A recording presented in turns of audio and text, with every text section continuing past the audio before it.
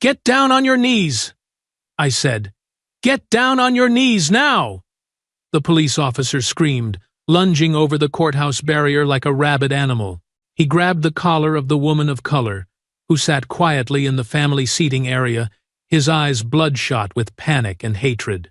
He wanted to crush her right there in open court, believing the power of his police badge was still enough to subdue an ordinary civilian, just as he had done to her younger brother 17 years prior. But he had picked the wrong opponent. The woman didn't flinch. She stood still as stone, her icy gaze piercing straight into his very soul, the steely stare of a 4-star general in the U.S. Army, who had shed her rank to return and reclaim justice. When security forces rushed in to restrain him, her authoritative silence was more terrifying than his frenzied screams. Just 72 hours later, the police officer was found dead in his jail cell, with a suicide ruling that reeked of contradiction. That death didn't close the case. Instead, it activated a ticking time bomb. A classified file titled RISE emerged from the shadows, revealing that the boy's death, all those years ago, was merely a minor link in a rotten system deeply rooted within the government itself. Would the stars on her shoulders be heavy enough to crush an invisible criminal network? Or would the truth about to be exposed bring down the entire justice system? If your loved one was publicly humiliated in court by a villain, how would you react? Share your thoughts and watch until the end to see what they've been trying to hide for 17 years.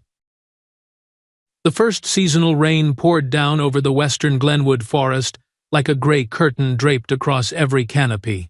The soft dirt path beneath his feet had turned slick, each step sinking a little before being pulled back by the thin mud. The air carried the scent of damp leaves and the cold breath of soil, the smell of evenings when the small town seemed to gather all its sounds into the belly of the woods. In that setting, Marcus Morgan ran full speed through the thick layers of trees. The 14-year-old boy tried to steady his breathing, but the spray of wet air against his face made his eyes sting. Heavy raindrops sliced past his cheeks, mixing with the pounding rhythm of his heartbeat, as if every breath he took could be his last.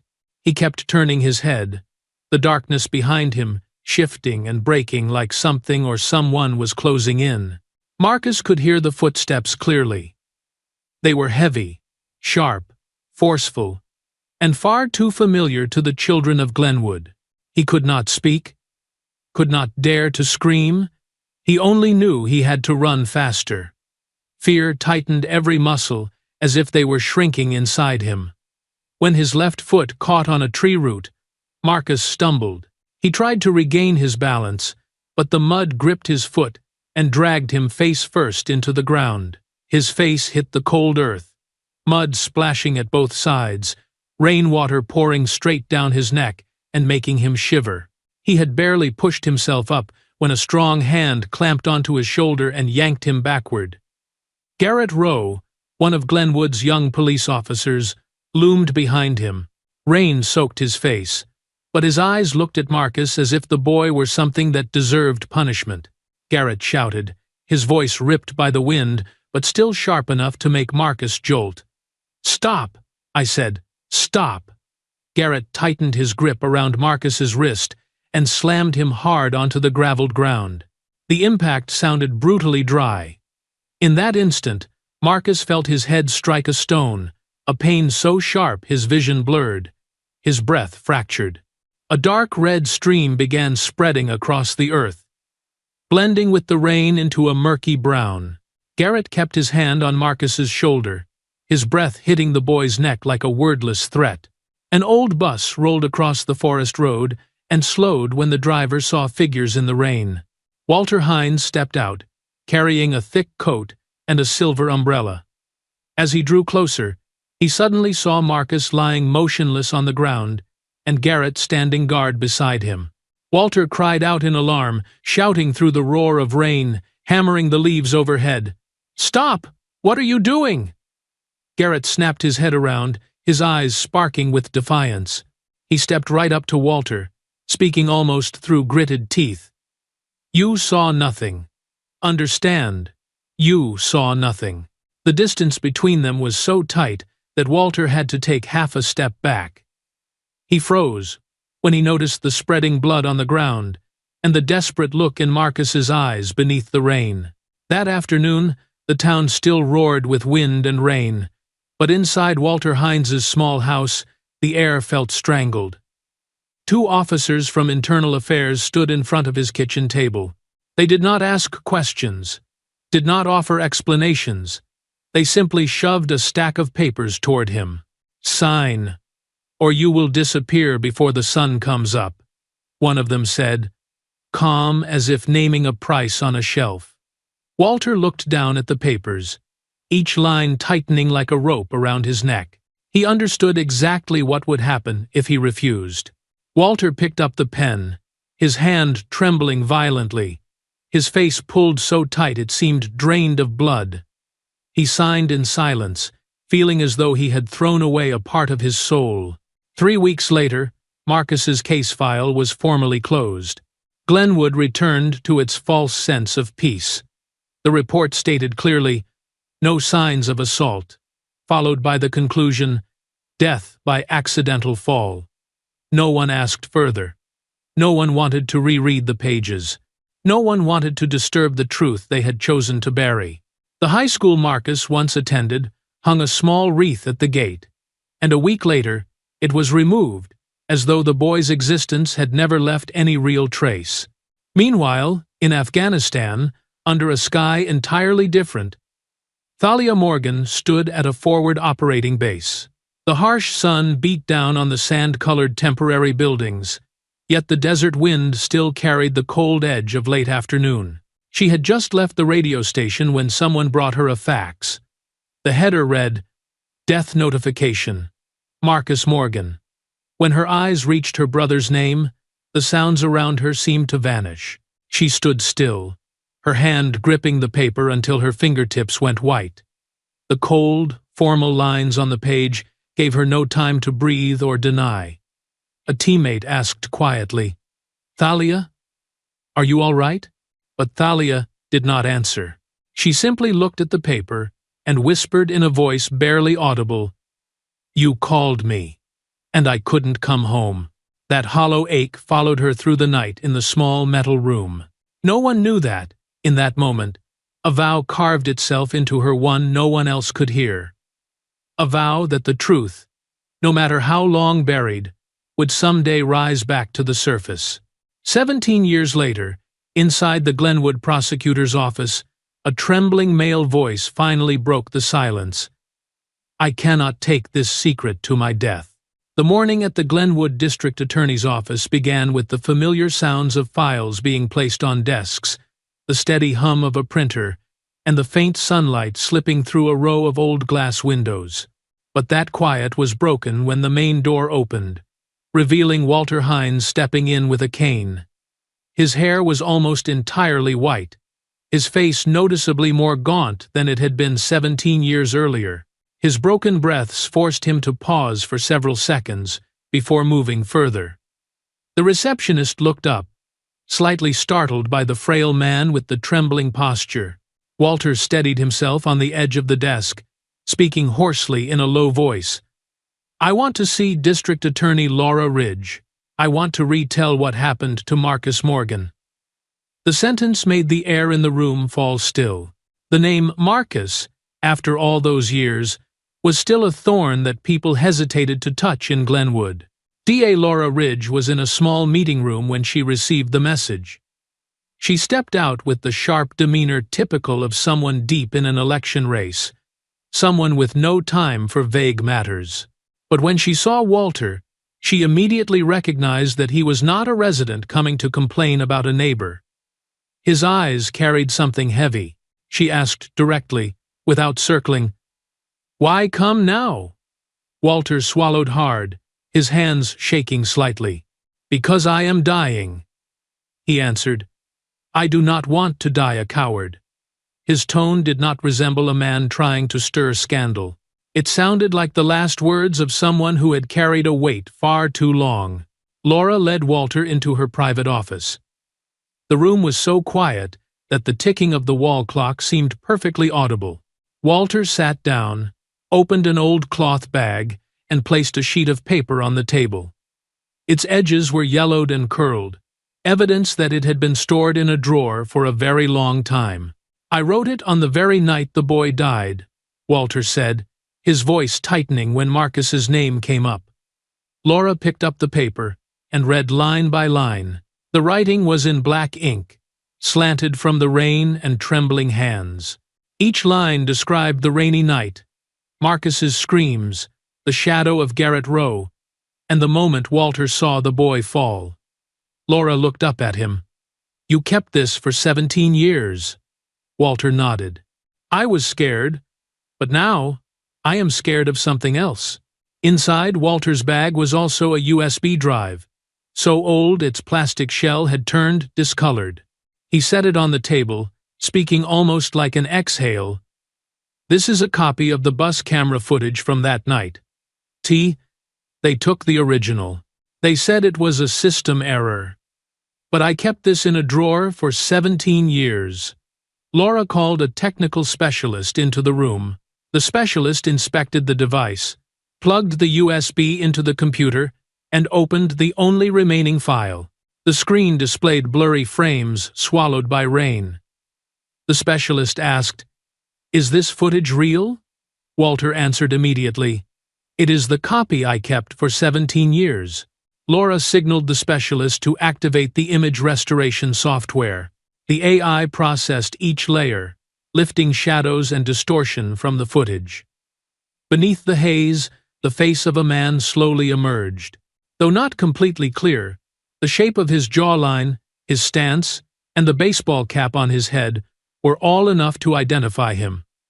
"Oh my God," Laura whispered.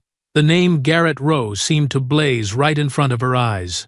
Laura stayed silent for a few seconds, then stood up and stepped into the next room to call her campaign advisor. As soon as the door closed, the advisor's stern face appeared. "What happened?" he asked. Laura showed him the screen. A single frame was enough to make the advisor straighten. "This is a media bomb," he muttered. Laura folded her arms. "We have to handle it. It involves the police, IA, and this too, WN. All of it overlaps with my election period." The advisor answered quickly. "We need to move right now. You are running a campaign. Public opinion will support transparency. No one can oppose justice." Laura returned to her office. Walter's eyes followed her. A mixture of hope and fear. She said, "I will reopen the case." Her voice carried the resolve of someone unwilling to ignore either a major opportunity or a professional duty. She continued, "Prepare a press conference. I want Glenwood to know this truth within 24 hours. Walter closed his eyes, as if releasing a weight he had carried for half a lifetime. He leaned back in his chair and breathed lightly, as though for the first time in years he no longer had to hide. The prosecutor's office system immediately activated to send notifications to relevant parties. Among the recipients was one unusual listing. The name was not that of an ordinary citizen. When the system automatically sent the announcement regarding the reopening of the Marcus Morgan case, the text displayed DOD, Thalia Morgan, General. A 4-star general. A name Glenwood had not spoken in 17 years. When that email went out, a chain of administrative and security procedures in Washington was activated instantly. No one in Glenwood realized they had just pulled a powerful figure back to the town where they themselves had buried the truth. In Washington, D.C., the late afternoon sunlight spilled gold across the glass walls of a room inside the Pentagon. A desk phone rang through the stillness. On the screen appeared the line, "Ray. Marcus Morgan. Homicide reopened." An old chapter had begun to stir. A new one was about to open. The system message from the Glenwood District Attorney's Office was sent out like any routine administrative notice. But when it passed through layers of security filters and landed in the inbox of a four-star general in Washington, D.C., the story buried for 17 years suddenly began to stir again. The nameplate on the desk, reading General Thalia Morgan, glinted beneath the cold white LED lights. The office was spacious, orderly down to each centimeter. But the moment her eyes touched the email subject line, the room seemed to shrink into a single point. On the screen appeared Ray. Marcus Morgan, homicide reopened. That name had never left her mind, but seeing it in writing made her heartbeat slip out of rhythm. Thalia reached out, touching the screen lightly, as if to make sure she had not misread it. A feeling without a clear name rose in her chest, half tightening, half like a cold wind slicing through her ribs. A knock on the door startled her. A colonel stepped out of the conference room, still holding a stack of documents under his arm. He called out, "Ma'am, is something wrong?" His voice carried the concern of someone who had worked with her for many years. Thalia inhaled slowly, trying to keep her expression intact. "No, this is a family matter," she replied. Her words were concise, controlled, preventing any emotion from spilling out. Then she switched off the screen and walked down the long hallway toward her private office. Officers passed by and greeted her according to military protocol, but Thalia barely registered the sound of boots hitting the polished floor. Thalia's private office sat at the very end of the hallway, isolated and secure. When the door closed behind her, silence covered the room. She walked to the large metal cabinet on the left side of the office, entered the code, and pulled the door open. Inside were no classified documents or military maps, but a few old items stored carefully. Thalia took out a dark-colored hoodie belonging to Marcus. The collar was slightly frayed, the faint scent of old fabric pulling her back to the many evenings the two siblings had sat on the porch all those years ago. She ran her hand along the fabric, her gaze lowering. "I am coming home," Thalia whispered. The words felt like a promise sent to the brother whose final moment she had missed. Thalia placed the hoodie on her desk and powered on her computer. She drafted a request for special leave. In the section for the reason, she typed, "Personal investigation related to next of kin." The short sentence carried a weight she did not want to explain to anyone. After sending it, the system notified her that the request had been forwarded to higher command and would be reviewed within the day. Thalia leaned back in her chair, staring at the ceiling for a long moment. She knew that a four-star general requesting leave was never a trivial matter, but she had no other choice. The case was reopened, meaning something was still waiting for her in Glenwood. That afternoon, when Thalia left the building, a security officer followed. He asked, "Ma'am, do you need an escort?" With worry in his voice, Thalia shook her head. "No one can know I am returning to Glenwood." She walked away with steady steps, though inside her mind surged with sharp currents. Going back to Glenwood after all these years meant returning to a battlefield she had never wished to step onto again. But Marcus had been buried unjustly, and the truth had never surfaced. Thalia told herself that this time she would not turn her back on it. When the vehicle stopped in Glenwood, the sky had already shifted toward late afternoon. The town looked smaller than in her memory. The streets were quiet, the smell of damp wood drifting in the breeze, and a few old signs swayed in the wind. Thalia stepped out with a small bag. Her gaze swept over every corner, tracking every movement. Her military-trained instincts evaluated the environment quickly, from the low houses to the strip of small shops, where a few locals were still drinking coffee. Though she had been gone for many years, Glenwood still carried that same deceptive stillness. A place that seemed gentle, but hid a muddy current beneath the surface that everyone pretended not to see. Thalia rented a small apartment in a quiet area on the edge of town. The landlord did not ask many questions, processing everything quickly. Thalia used her civilian name to avoid attention and chose a second-floor room where she could watch the street from the window. Inside, the apartment held the simple feel of temporary lodging. A bed, a small wooden table, and a window overlooking the old stone-paved road. Thalia set her bag down and drew in a long breath, feeling a mix of unfamiliarity and the faint sting of old memories at returning to the place tied to her and her brother's childhood. By evening, the town sank under the soft yellow glow of street lamps. Thalia stood by the window, looking down at the stillness below. Smoke drifted lazily from household kitchens into the night air. A piece of old memory blended into the scene, making her recall the backyard where Marcus once played ball. "Glenwood L. Let us see what you have been hiding for 17 years, she said quietly, reminding herself that her purpose here was not nostalgia, but to unearth what had been buried in silence. Thalia stayed awake late into the night, sitting at the desk, reviewing the email and listing the information she needed to gather first. She knew she had to keep her distance from everyone in town. She also knew that setting foot in Glenwood again meant stepping into danger without yet knowing who stood with her or against her. But Thalia did not hesitate. Her military instincts primed her to face every corner of this town head-on.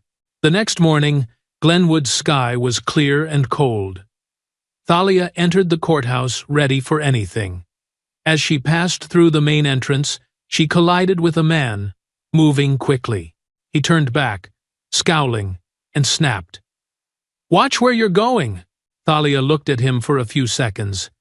She did not yet know that this was her first face-to-face encounter with Garrett Rowe, and everything was about to begin shifting in ways no one could predict. The morning in Glenwood began with a pale light casting a cold gray tint over the old brick facade of the courthouse. Garrett Rowe entered through the side gate, his face sour and exhausted. He had not slept at all the previous night. Every time he closed his eyes, headlines about the Marcus Morgan reinvestigation case stabbed into his mind like needles. Garrett had drunk 3 cups of coffee, smoked half a pack of cigarettes, yet the heavy feeling would not lift. He felt as though someone was staring into the dark corner where he had hidden everything. The walk toward the courthouse felt longer than usual, as if each step pushed him closer to what he most wanted to forget. Down the first-floor hallway, Thalia was moving toward the courtroom door. Her eyes swept over each person calmly, as though she were assessing terrain rather than walking through a small-town courthouse. When Garrett turned around the corridor, he did not pay attention and collided with her shoulder. The impact was not strong, but enough to jostle the papers in his hand and ignite his temper like a spark hitting alcohol. He snapped, his voice dry from lack of sleep. "Watch where you're going, lady." A few people in the hallway glanced over, but quickly dropped their heads, distancing themselves from trouble. Thalia remained still, refusing to step back. She looked at Garrett with an expression that made him freeze for half a second. It was not anger, not surprise, but a kind of unsettling clarity, as if she had seen straight through the mask he had worn for years. In that brief silence, even the air conditioning hummed louder than Garrett's breath. Thalia said one short sentence. "You should ask yourself what you will have to answer for today." The calm in her voice made the hallway seem to tighten. Garrett, still thrown off by that look, barked back, "What the hell are you talking about?" His voice was harsh, but lacked conviction, like someone losing their footing. Thalia did not turn around. She simply walked past him and continued toward the courtroom door. Her neat ponytail and steady steps left a strange aftertaste, as if she had not been affected at all by his aggression. That very calmness felt like a blade sliding across Garrett's back. When Thalia was far enough that only her footsteps echoed down the hallway, Garrett watched her and muttered through his teeth. "She looks familiar. Don't know from where." He quickly forced his usual superior demeanor back on, but the unease clung to his shoulders. He tried to shake it off, convincing himself she was just a curious civilian who showed up at the wrong time. But her words replayed over and over in his mind, forming an irritating loop. He tried to swallow the throbbing in his temples, but the more he tried, the stronger the tension grew. Garrett entered the courtroom, where rows of wooden benches were beginning to fill. A few local reporters tested their recorders, and a journalist from a small news channel scribbled notes. Garrett immediately scanned the room, checking who might be watching him. It was a habit he had developed over the years since the Marcus case. He always feared someone knew something he did not want known. When his eyes landed on the victim's family row, he saw Thalia sitting there. The feeling hit like a punch, straight to the gut. Garrett froze. He recognized the same look she had given him earlier. He did not know her name, had never met her. But the way she sat there made something inside him twist, as if that seat belonged to someone far more significant than a random stranger. A cold thought slid through him. If she was related to Marcus, everything he thought he had buried might be rising again. Garrett stepped back half a pace and fumbled for his phone. He opened his messages and typed quickly, sending it to a number he usually contacted when problems arose. Who is S? Why is she here? He glanced at Thalia again, waiting to see whether she reacted. But she was staring straight ahead at the prosecutor's bench, entirely unconcerned with his presence. That only made him more anxious. Indifferent people were dangerous, especially when they knew something he did not want them to know. He waited for a response, but the screen remained empty. Garrett grew impatient. He rubbed his face and looked around. A few other officers entered the courtroom, eyeing him with caution. His name had been splashed across news headlines, and people had been whispering for a week now. The fear that had haunted him through the night was swelling into a wave, making the air in the room feel thick like smoke and ash. Garrett unlocked his phone again, scrolling through old messages, when suddenly the screen flashed. A new message appeared. No sender ID, no code name, just a line of cold, stark text. His entire body froze as he read it. She is here to finish you. Garrett darted his eyes around the room, searching for someone who might be watching him, but saw only unfamiliar faces and the murmurs of journalists. No one stared too long. No one gave any sign that they had sent a threat. Yet the message stayed vivid in his mind, drying his throat. In that moment, Garrett understood that the false peace around him had fractured, and a storm was drawing closer than he had ever imagined. The courtroom was unusually crowded today. White light from the ceiling shone onto the old, brown wooden benches, illuminating every face turned toward the witness stand. Reporters sat tightly together in the right corner, hands ready on their recorders, prepared to capture any word that could become a seismic headline. When the side door opened, and Walter Hines was helped inside, the entire room seemed to hold its breath. He leaned on his cane, his thin shoulders trembling slightly from fatigue, but his eyes were brighter and more resolute than at any other point in his life. He paused for a beat, inhaled deeply, and said in a rough voice, I will say everything. An assistant stepped forward, supporting his elbow, guiding him to the witness stand. Prosecutor Laura Ridge waited until he was steady before beginning. Her voice was calm. Mr. Walter, tell the court what you witnessed that night. A long moment stretched between the question and the answer. Walter looked down at his hands, the tips of his fingers trembling as if the 17 years of memories were returning in full shape. He gripped his cane, swallowed hard, and spoke. Each word dragged from deep inside his throat.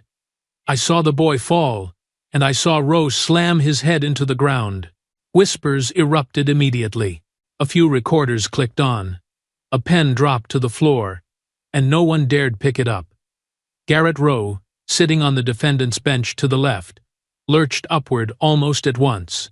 He yelled, voice hoarse with anger, "This old man is lying!"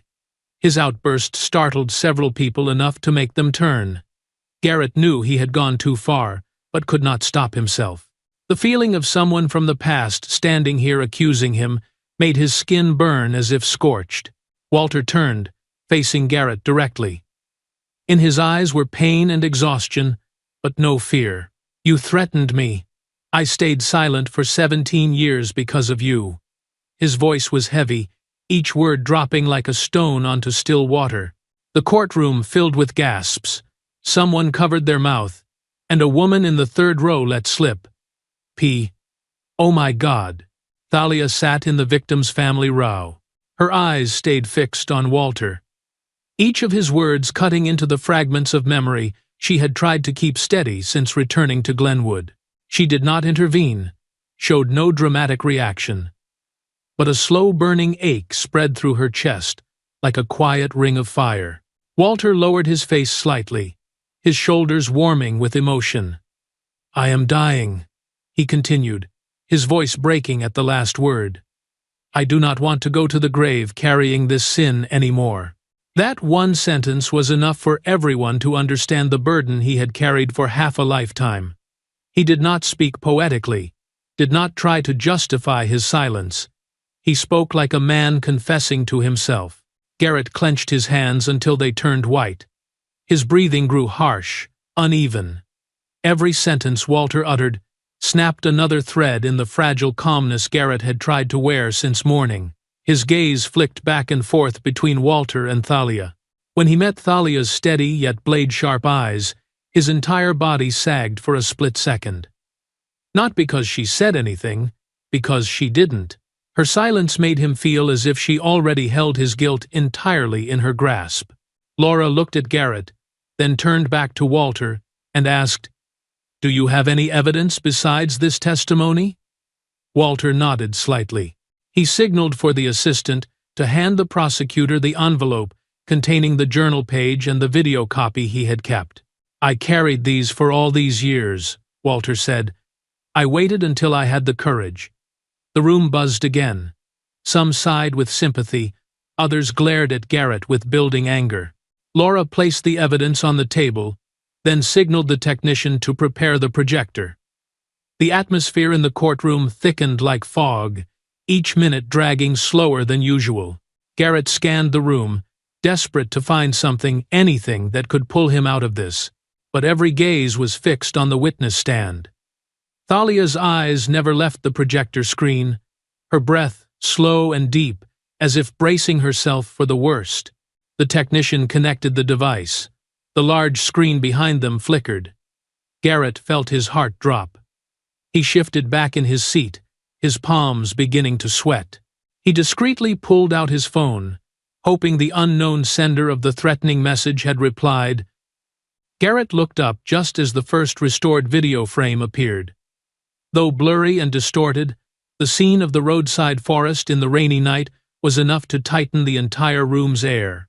The technician increased the clarity.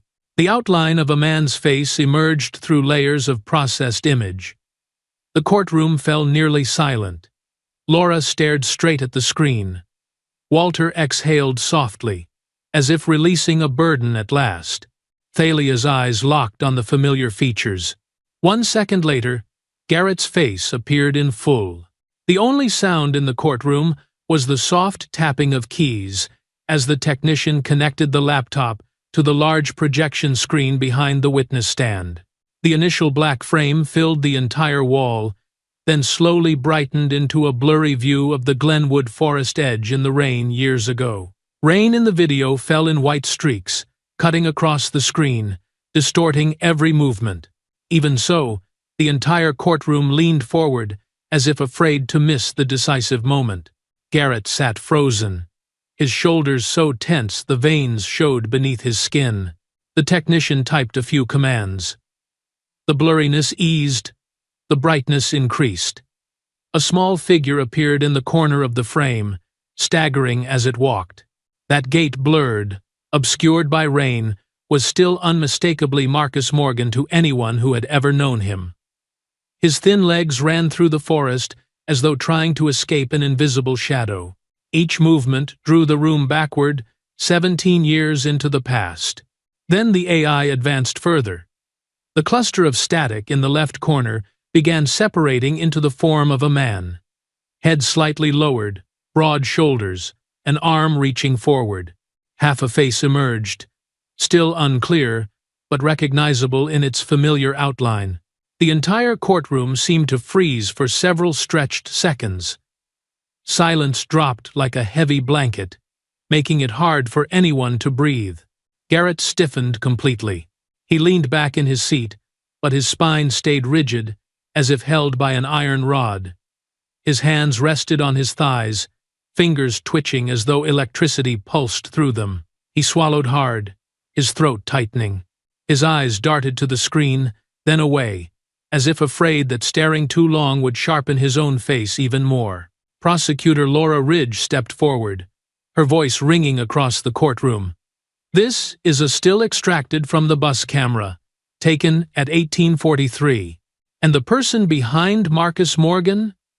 Is that you, Officer Rowe?"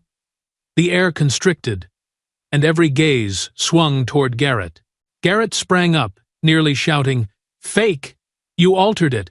This tech can fabricate anything!" He lunged toward the screen, as if he could erase the image with his hands. A courthouse officer approached, standing close in case Garrett lost control. Garrett inhaled sharply, but his breath came in ragged pieces, each one torn apart. Walter Hines looked at Garrett like he was staring directly into the nightmare that had followed him for years. He reached for his cane, but his weak grip failed. The cane slipped and clattered to the floor with a piercing echo. Walter gasped, his face flushing with emotion. "No," he said, voice trembling but clear. "That is your shadow. I remember that shadow all my life." The words were not loud, but they sliced through the suffocating air of the courtroom like a blade. The audience erupted in murmurs. A man in the last row whispered, loud enough for 2 rows to hear, "He's done. That's him for sure." A woman raised her hand to her mouth and muttered, "Dear God." Another voice cut in. How did they hide this for so long? Each comment stripped another layer off Garrett, in front of the crowd. Thalia remained seated in the victim's family row. Her eyes stayed on the screen, then slowly shifted to Garrett. It was not anger or hatred in her gaze, it was a cold, cutting knowingness, as though she understood exactly who he was, what he had done, and how much more he would pay. Garrett looked at her for only a few seconds, yet his chest tightened like someone was squeezing the air out of him. Laura turned to the jury and the press, her tone firm. "The video has been authenticated by 3 independent software programs. The face match accuracy with Officer Rowe is 92%. Several people gasped. Garrett gripped the edge of the bench so hard his nails pressed marks into the wood. He tried to steady himself, but his thoughts began spinning. Everything crashed in at once. The stares from the crowd, Walter's accusations, Thalia's presence, and his own half-blurred, half-clear face on the screen. Garrett felt the floor vibrate beneath him as if an earthquake had hit. He shook his head, telling himself he could still push back, that someone would stand on his side, but when he glanced down at his phone, the screen remained empty. That silence chilled him to the bone. The prosecutor continued explaining the image restoration process, but Garrett could barely hear. The noise faded away, replaced by the pounding of his heart. He felt himself cornered, that fear twisted into something darker. His gaze darted across reporters, officers, Thalia, and when he realized that every single person was looking at him like a clearly guilty man, heat surged through his skull, like someone had poured oil onto fire. Then his phone vibrated. Garrett glanced down out of reflex. A new message glowed on the lock screen. A short line of text pinned him to the floor like a nail. "Do not let him speak. If you fall, your family falls with you." A cold numbness sliced down his spine. This time it was not a threat. It was an order, and he understood now that another hand was pulling every string. The air in the courtroom remained thick after the restored image had been shown. The faint murmurs spread like tiny cracks along the ceiling, yet everyone kept a careful distance from one another, no one daring to speak too loudly and break the tension weighing on the room. Garrett lowered his head, sliding his hands beneath the table as if rearranging papers, But in truth, he was unlocking his phone with trembling fingers. He typed quickly, almost clawing at the screen. "Who the hell are you?" He sent the message in a state of panic, desperate for something to hold on to. But the screen stayed blank with no reply. A suffocating silence prickled up the back of his neck. Not even 3 seconds later, the phone vibrated violently. A new message flashed. "Stay silent. If not, someone dies today." Garrett's mouth fell open not from surprise, but because his stomach knotted so sharply, it felt as if invisible hands were crushing it. He scanned the courtroom, his eyes darting like a trapped animal. Certain a dozen gazes were piercing straight through his skin. Someone in the 4th row adjusted their recorder. A police officer stood near the exit. A reporter stared at her laptop screen. Everything looked normal. Yet to Garrett, every movement seemed like a coded signal from some hidden watcher. A bead of sweat slid down his neck, cold, yet burning. Garrett clenched his fist so tightly that one nail cut into his skin, drawing a small drop of blood. But he did not notice. His breathing grew fast and sharp, each inhale blocked halfway in his chest. "Bastards! What do you want me to do?" he muttered, his hand shaking uncontrollably. Someone nearby glanced at him after hearing his voice, but Garrett snapped his gaze away instantly, his eyes bloodshot with fear and rage. The courtroom air conditioner blew hard, making the papers on the table shiver. But the cold did nothing to ease the constriction, crushing Garrett's lungs. He swallowed the growing panic inside him. The messages, Thalia's presence, Walter's accusation, all of it wove together into a net, pulling him into a pit with no foothold. He glanced toward Thalia. She remained still, her eyes focused on the witness stand, no distinct expression on her face. But for Garrett, even her brief look earlier had been enough to make his spine prickle. He heard his own voice echo inside his skull. "She knows. She knows who I am." The thought chilled him down to each vertebra. Thalia appeared to see through every layer of past he had tried to bury for 17 years. Her calmness terrified him. To him, that silence was not peace, it was a verdict. Panic surged again. Garrett gritted his teeth, breathing sharply, trying to drown out the voice inside his head. "No, no. I didn't kill him. He fell. I only," he muttered like someone trying to defend himself to himself. Yet those soft words spoke aloud the exact truth he was terrified to confront. A nearby court clerk frowned at him, but Garrett instantly turned away.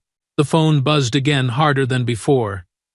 Garrett jolted, his hand brushing the edge of the table. A new message lit up. No sender name. Just one sentence, colder than any threat he had ever received. "If you do not control this session, we will." Garrett reread the line again and again, his heart squeezed beneath his ribs. He understood immediately. This was no longer baseless intimidation. This was pressure meant to force him to act. His gaze stopped on Walter, who was leaning slightly on his cane to catch his breath. Walter looked frail but resolute, as though he had fully accepted both death and the weight of his regret. Fear bloomed inside Garrett's chest like a toxic flower. If they truly intended to silence someone, Walter would be the first. And Garrett understood that when a network powerful enough to send messages like that wanted something done, whether he resisted or obeyed, someone else would pay. Garrett raised a hand to his face, but his fingers trembled so violently they missed his nose. The sensation of losing control spread through his muscles. His head buzzed like metal grinding against metal, blocking every coherent thought. But when his eyes drifted to Thalia, the panic twisted into something sharper. She sat there, silent, upright, unwavering. Nothing could shake her calm. Thalia was the kind of person who could push him to the brink with presence alone. Garrett turned away, trying to avoid her gaze. But in his mind, her words from that morning slashed upward like a blade. You should ask yourself what you will have to answer for today." His breath hitched, his heart pounding so hard, his ears rang. While he spiraled inside his thoughts, the court's chime, signaling the continuation of testimony, echoed through the room. The sharp, pressing sound felt like someone dragging him out of the pit, only to throw him beneath a spotlight. Garrett shot up from his seat. No one had told him to stand. Yet he stood like a man whose soul had slipped out of him, his eyes unfocused and wide. He turned toward Thalia, staring at her as if seeing the very thing that had finally broken him.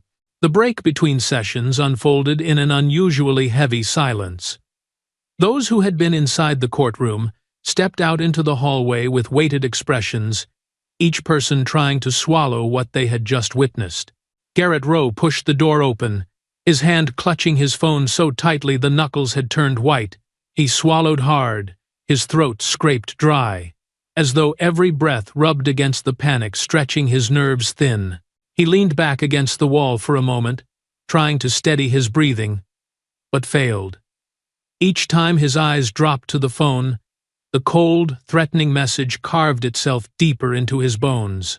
At the end of the hallway, Thalia stood by the water dispenser. She grabbed a paper cup, pressed the button, letting the steady trickle fill the cup. She did not look toward Garrett, showed no sign she even cared about his presence. But the calm in every measured breath she took made Garrett feel a sting beneath his skin, like someone pressing a finger into an open wound. To him, that quiet was not indifference. It was a challenge. The more he looked, the more it felt like she was intentionally letting him know he was about to be exposed. Garrett could not restrain himself and walked forward a few steps. His shoes struck the tile floor with echoes sharper than necessary. He stopped just behind her, his breath quick and heavy. "You've been following me from the start, haven't you?" Garrett growled. The sound came out of his throat like a caged animal struggling not to roar. People passing through the hallway looked up, then stepped aside, wanting no part of whatever stood between the two of them. Thalia turned slowly. She scanned him from head to toe in one brief glance, then let her eyes settle on his face. That gaze was steady. So steady, it completely opposed the chaos, tearing Garrett apart inside. "I don't need to follow anyone," Thalia said, her voice low and even. "The truth finds its way to me." Her reply was neither sharp nor accusatory, yet it made the entire courtroom, everything that had happened today, collapse into a single question for Garrett alone. Garrett's mouth twitched, unsure whether he was trying to smirk or hide the trembling beneath his face. "You want to ruin me. You want to put me on the stand. You want to kill me?" His words shot out like arrows, a desperate attempt to fight the fear crawling up his spine. His eyes reddened from tension. He felt as if Thalia was the one pushing everything toward him. The messages, the stares, the camera image, they all led back to the woman standing right in front of him. Thalia held Garrett's gaze for another moment, her eyes carrying a strange coldness. Not anger, not pity, just the depth of someone who had learned to face her own pain without trembling. "If you did nothing wrong, what are you afraid of?" Thalia replied. She didn't raise her voice, didn't emphasize a single word, yet the sentence hit the floor like a stone, stopping Garrett in his tracks. He stepped back half a pace, his shoulders slumping before jerking upright again in a startled reflex. His heart hammered wildly, and the palms of his hands grew colder by the second. The look in Thalia's eyes made Garrett feel as though someone was peeling away the mask he had worn for 17 years. Staring into her face was like staring into someone who already knew the truth about that night. The blood on the ground, Marcus's brief cry before falling. Thalia didn't need to say a word. Her eyes alone dragged every memory he had tried to bury back into the light, piece by piece. A courthouse staff member stepped out from a nearby room. He held a stack of documents and, upon seeing Garrett, called out, "Rowe. Back to the courtroom. It's your turn." The voice was procedural, but to Garrett, It sounded like a lock sliding into place, trapping him in a room with no exits. Garrett turned toward the staffer, but his gaze lingered only for a moment before snapping back to Thalia. That moment stretched so long the hallway seemed to stop moving. Garrett stared at her, as if she were the origin of everything. His eyes no longer held the look of a man trying to defend himself. They carried the look of someone cornered, the look of someone about to drag the entire room into chaos. The courtroom after the recess felt tighter, as though the air had gained another layer of pressure. Sounds from the ceiling echoed down the scraping of chairs, the rustle of paper. Every gaze fixed itself on the witness stand. Prosecutor Laura Ridge stepped forward, holding a thick file marked with red tabs. She opened to the first page, drew a breath, and read with a clarity that made every word strike like a knock.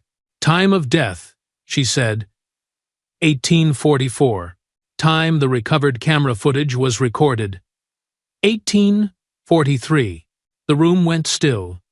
A difference of 1 second, but enough to rearrange the truth Glenwood had twisted for 17 years. Garrett heard every word fall, as if they were written solely to aim straight at him. He inhaled sharply, but the breath came out like a growl scraping through his throat. "You are setting me up," Garrett rasped, slamming a hand on the edge of the bench. "This is a trap. It's sin of down." Walter Hines, resting lightly on his cane in the witness row, slowly turned his head. He looked at Garrett with eyes sunken from illness, but brightened by truth. "You killed him," he said, voice heavy as rolling stone. "You know you killed him." The words carried no hatred, only the pain and self-blame that had clung to him for too long. Garrett shot up from his seat, as if lit by a fuse. He hurled the chair to the floor, the sharp crash drawing screams from several people. "Shut up!" Garrett yelled. "You stayed silent for 17 years, not me. You saw everything. You stayed quiet because you were a coward, because you were scared." He lunged toward Walter, but 2 security officers grabbed him before he reached the old man. For several seconds, the courtroom devolved into chaos. Chairs scraped, shouts erupted, and people stumbled back to avoid the violence bursting out of Garrett. The prosecutor demanded order, her voice cutting through the noise. A police officer forced Garrett back into his seat, but his eyes stayed wide, the whites showing like torn fabric. Sweat slid down his temples. Garrett looked around with the gaze of someone watching the world collapse in front of him. But when his eyes landed on Thalia in the victim's family row, the external chaos vanished, only his pounding heartbeat remained. Thalia rose slowly. She did not need to speak, did not need to step closer. She simply stood straight, placed both hands on the back of the bench, and looked at him. The gaze was not sharp with hatred, as Garrett expected. It was deep, steady, and cold, like she was seeing every piece of the man he had tried to hide. That calmness shattered his mind more than any accusation. He felt as if she had known him long before today, known the rain, the fall, the moment Marcus hit the ground. Thalia being here was not coincidence. To Garrett, it was the sign he had been trapped from the start. He threw his head back and screamed at the ceiling, the sound bouncing off the walls like the cry of an injured animal. "Who are you? What do you want from me?" He practically roared, his voice cracking on the final word. He no longer distinguished who was watching him, who was restraining him. All he saw was the fear of being exposed. He gripped the bench, his knuckles bursting open. Thalia tilted her head, as if deciding whether she should answer. But she understood this was the moment Garrett could no longer run from the truth. She took 1 step forward, just enough for him to hear, but not enough to draw too much attention.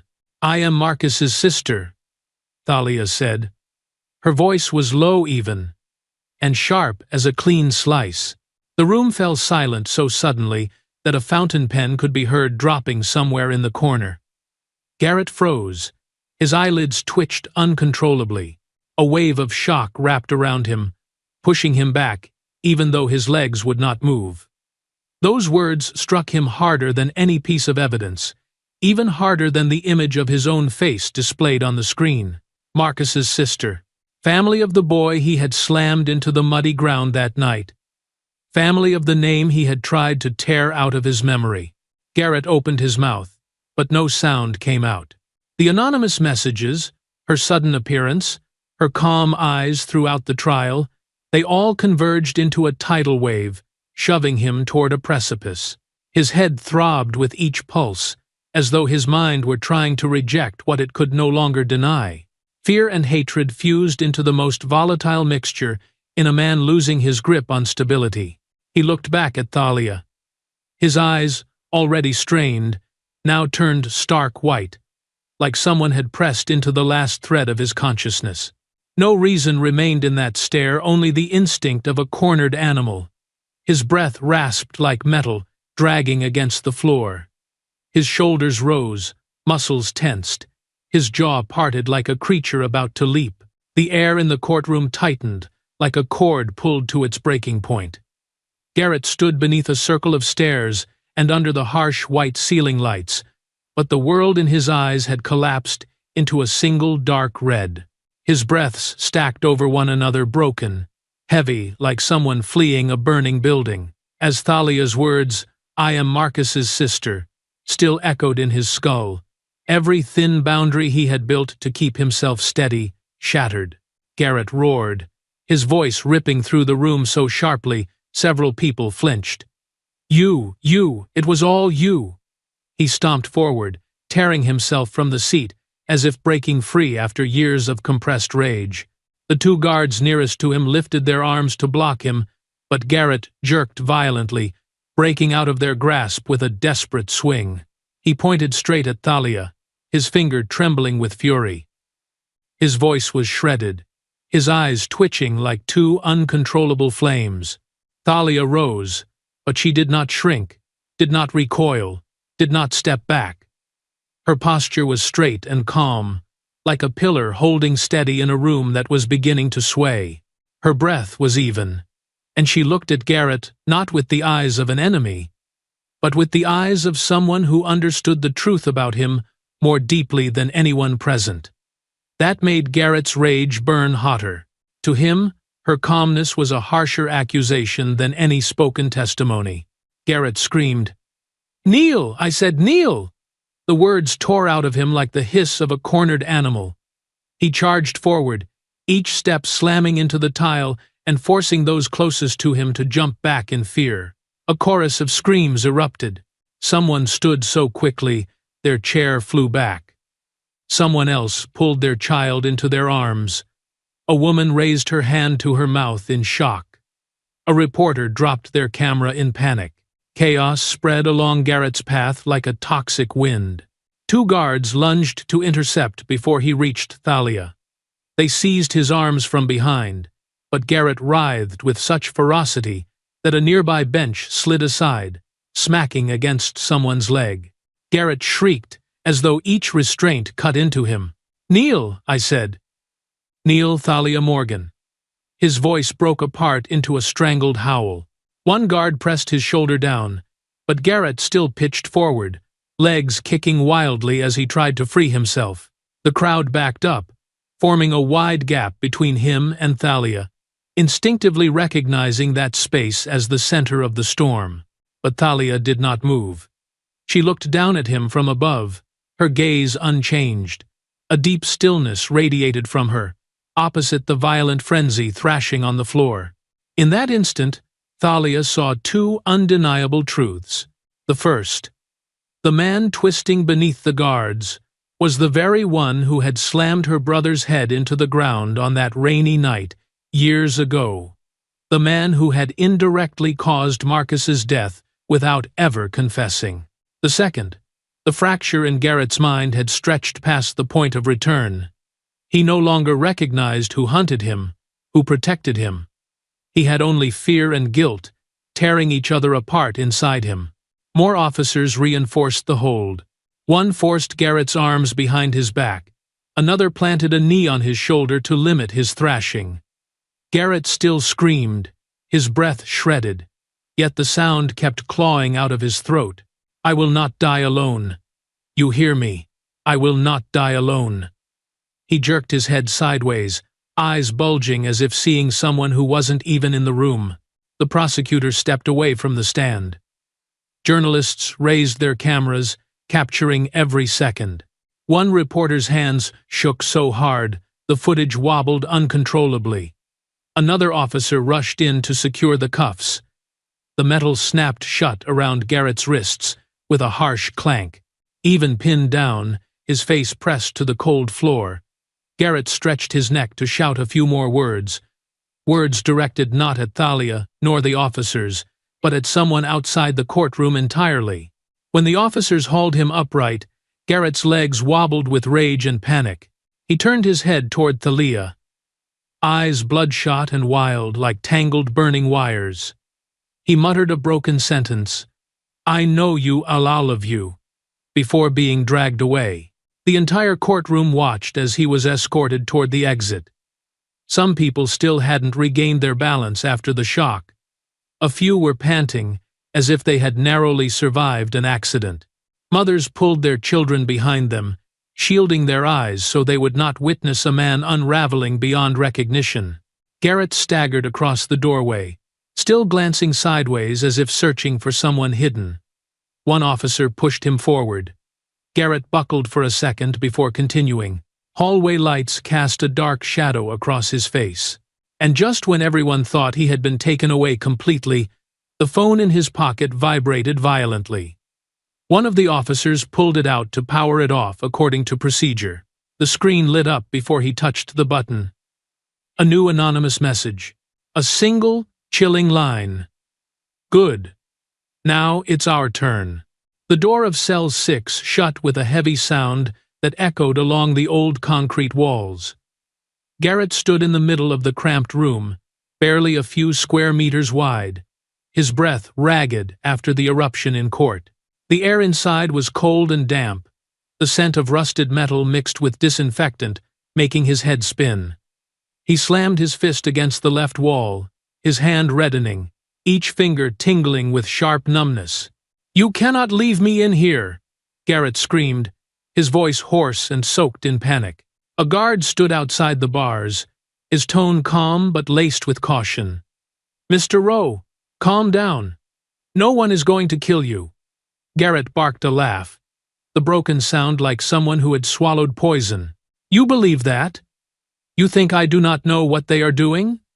He braced both hands against the wall, head bowed, his hot breath fogging the cold concrete. Neither man said it out loud, but both understood one truth. Not everyone wanted Garrett to survive. The first day passed in a restless haze. Garrett paced the cell in tight circles, counting each tile beneath his feet. He kept glancing up at the camera in the corner, feeling as if it recorded not just his image, but the fear ripping through his mind. Garrett slumped into the chair, eyes red from lack of sleep. He remembered the last message in the courtroom, words sharp as a blade. "Now it is our turn." He knew he was nothing more than a disposable pawn. The second night arrived with a thin curtain of drizzle outside the hallway window, neon lights casting long, cold streaks through the bars. Garrett had barely closed his eyes when the ceiling camera flickered for several seconds, the light stuttering before going dark. His eyes snapped open. He stared straight up. "Again," Garrett whispered, voice dry as dust. He strained to listen, but only the faint trickle of water from the restroom at the end of the corridor answered him. When the lights returned, Garrett was on his feet instantly, heart pounding with a sense of danger drawing near. Close to midnight, slow footsteps echoed down the hall. Garrett pressed his ear to the door slit, his breath leaking out in icy bursts.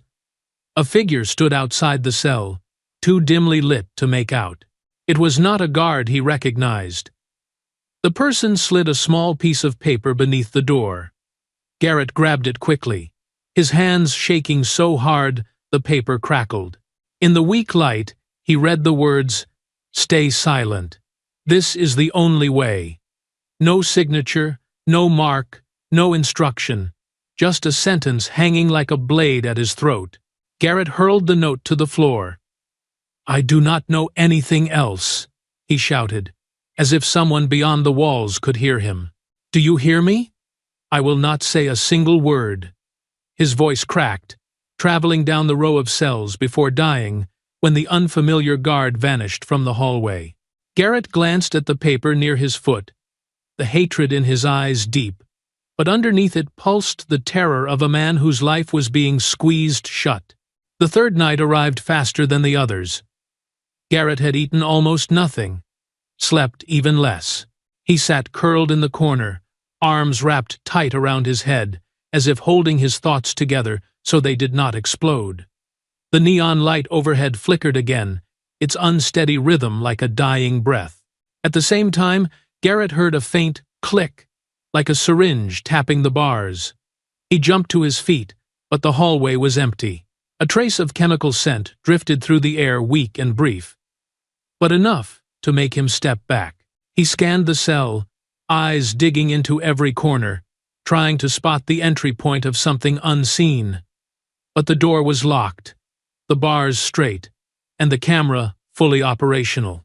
Garrett backed up until he reached the bed, his heart pounding, his throat dry as if drained. His hands shook as he clutched the bed frame to steady himself. A chill crawled down his spine, so cold his skin rose in goosebumps.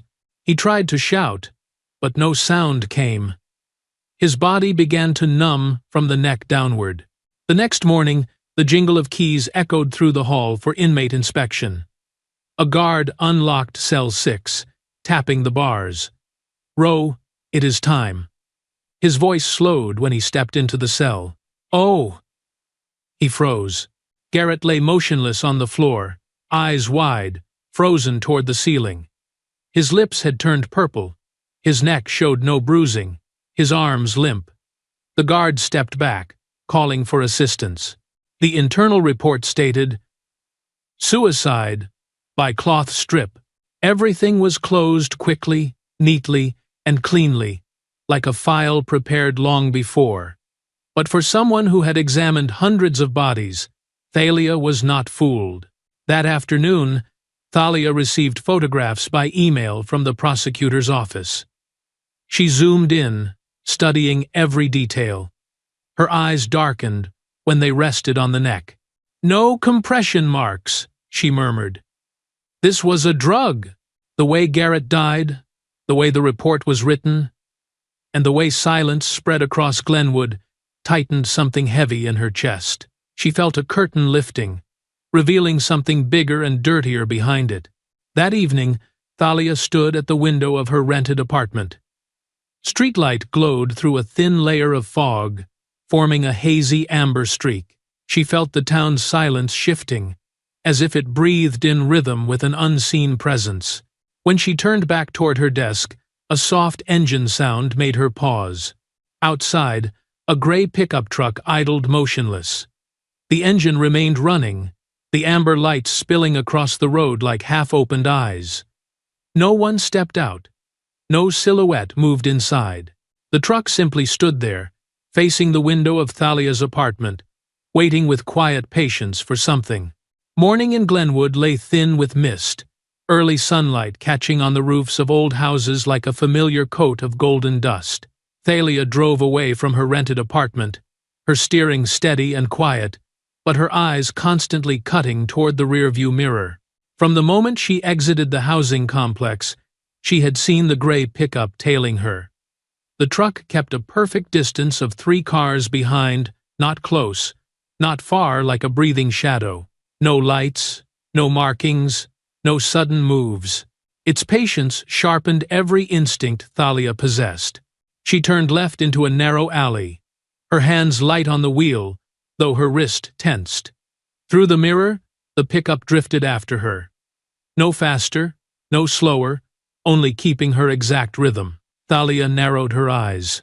"That is not a civilian tail," she murmured, her voice roughened by thoughts that had piled up since the night before. Wind slipped through the slight opening in her window, but it did nothing to shake the sense that someone's gaze was fixed on the back of her neck. To test it, Thalia deliberately turned onto a one-way road leading behind the industrial district. The street was nearly empty, lined only with rusty containers and the smell of oxidized metal. When she reached the bend, she braked hard. Tires carved a short line across the pavement. Only a fraction of a second later, the gray pickup braked too so quickly it nearly matched her timing. No screeching tires, no delay. That kind of brake control did not belong to an ordinary driver. Thalia breathed evenly, placing her hand on her phone. She angled it and snapped a photo of the license plate. 8 Charlie-113. A simple sequence, easy to remember. Thalia sent the image to an encrypted channel accessible only to technical officers in D.C. She wedged the phone between her hand and thigh, kept driving, and forced her heartbeat not to rise with the conclusions hammering through her thoughts. A few minutes later, the phone buzzed softly. A reply from the technical center appeared. That plate does not exist in any system. Thalia stared at the message, her eyes darkening. A ghost plate. A driver with agent-level reaction time. A tailing pattern with no exposed gaps. All of it pointed to one conclusion. So who is it? Thalia muttered. Whoever orchestrated Garrett's death had not stopped. They were moving, and she had entered their radius. She steered back toward the town center, but the gray truck vanished in an instant. No engine sound, no tire turning into a side street. It disappeared as if it had never existed, leaving behind only the wind and scattered leaves spiraling across the road. The abrupt silence made Thalia's skin prickle. Whoever was tailing her was not some amateur. They were something operating outside every official map. By afternoon, Thalia returned to her apartment. Glenwood's small streets still carried the faint, suburban hum of daily life. But as she climbed the stairs to the second floor, the feeling of being watched returned, sliding over her shoulders like cold cloth. A window across the hallway was cracked open. A white curtain shifted, but not with the rhythm of the breeze. It swayed as though someone stood behind it, tracking her steps. Thalia stopped, staring directly into the dark slit behind the curtain. No movement, no breath. But her military instinct warned her. Someone was there. She entered her room and locked the door tightly. The apartment was quiet, the only sound the steady hum of the heater. Thalia opened her laptop, digging deeper into Garrett's file and the guard schedule for Cell 6. But the data was too clean. Clean in a way that did not match a small-town system. Clean like it had been curated. Every entry perfect, every timestamp aligned, every name consistent. The perfection itself chilled Thalia. Glenwood was being adjusted by someone. While reviewing the autopsy photographs of Garrett, her phone vibrated. A strange message. No stored number, no location tag. Do not dig further. This is no longer your concern. The sentence was simple, but heavy with pressure. As if the sender knew exactly what she was looking at, knew the moment she connected Garrett's death to something other than suicide. As if that person was somewhere within a few houses of her. Thalia set the phone on the table and leaned her head against the chair. This was not the language of an amateur. The tone was clipped, emotionless, without wasted words, the style of someone accustomed to forcing silence. But if they wanted her to stop, it meant only one thing. The truth was far larger. Night fell, and Thalia stood by the window looking out at the street. The apartment opposite still had its curtain slightly open. The golden glow from inside cast the faint outline of something behind it. It could have been a lamp. It could have been someone standing there. The ambiguity stretched the space around her. The sound of few cars passing, people talking down the block, a dog barking in someone's yard, all of it blended together, but none of it drowned the sense that someone was keeping watch over her. Morning in Glenwood rose with a pale layer of sunlight, thin as silk, stretched across the town. Thalia woke after a night of restless sleep. The earlier threats kept her in constant alertness, as if even the air could be a hiding place for an enemy. She drank a sip of water, checked her phone, and her eyes immediately fixed on a new message. Jenna Price, willing to talk. 11:30 a.m. Café Rome. She reread it, confirmed the sender, then tilted her head in thought. Jenna Price was not an unfamiliar name. She was the social worker who had dared to write in an official report that Garrett Rowe assaulted a black boy during an appointment 7 years earlier. A report that had been dismissed by her superiors in exactly 24 hours. A voice smothered just like what had happened to Marcus. Thalia changed clothes, fastened her collar, and left her rented apartment in silence. Midday, Glenwood had few people out. The chill from the previous night lingered. She pushed open the door of Café Rome, the bell above chiming lightly enough to make the barista look up. The smell of roasted coffee filled the air, mixing with the steady whir of the grinder behind the counter. Thalia chose a table by the glass window, the kind of spot where she could watch both the street and the cafe entrance.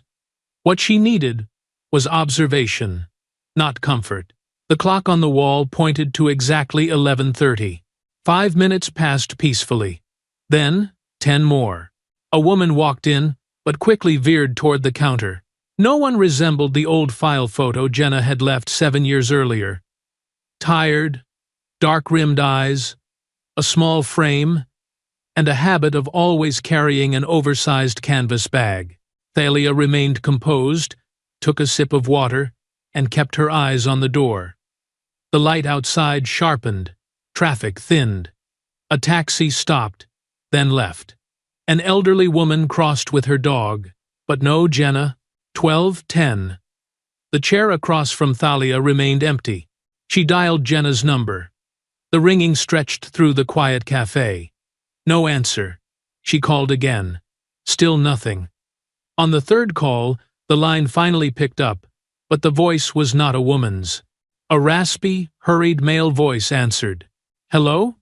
Who is this?" "I am trying to reach Jenna Price. She had an accident this morning," the man said, his breathing heavy as if he had been running. "Are you family?" Thalia tightened her grip on the phone. "Where is she?" "Glenwood Memorial Hospital.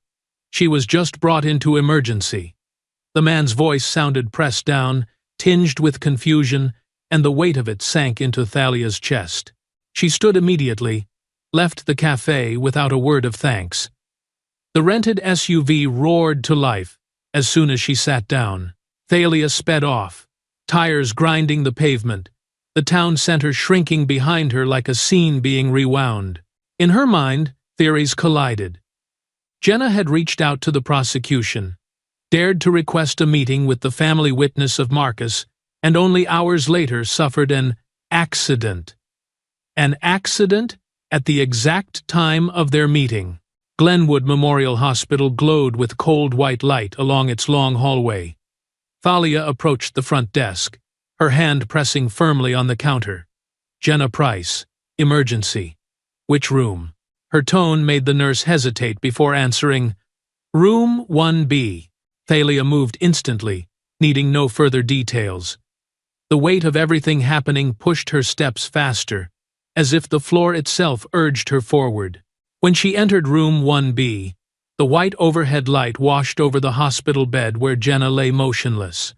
Her head was wrapped in bandages, streaked at the edge with dried, dark blood.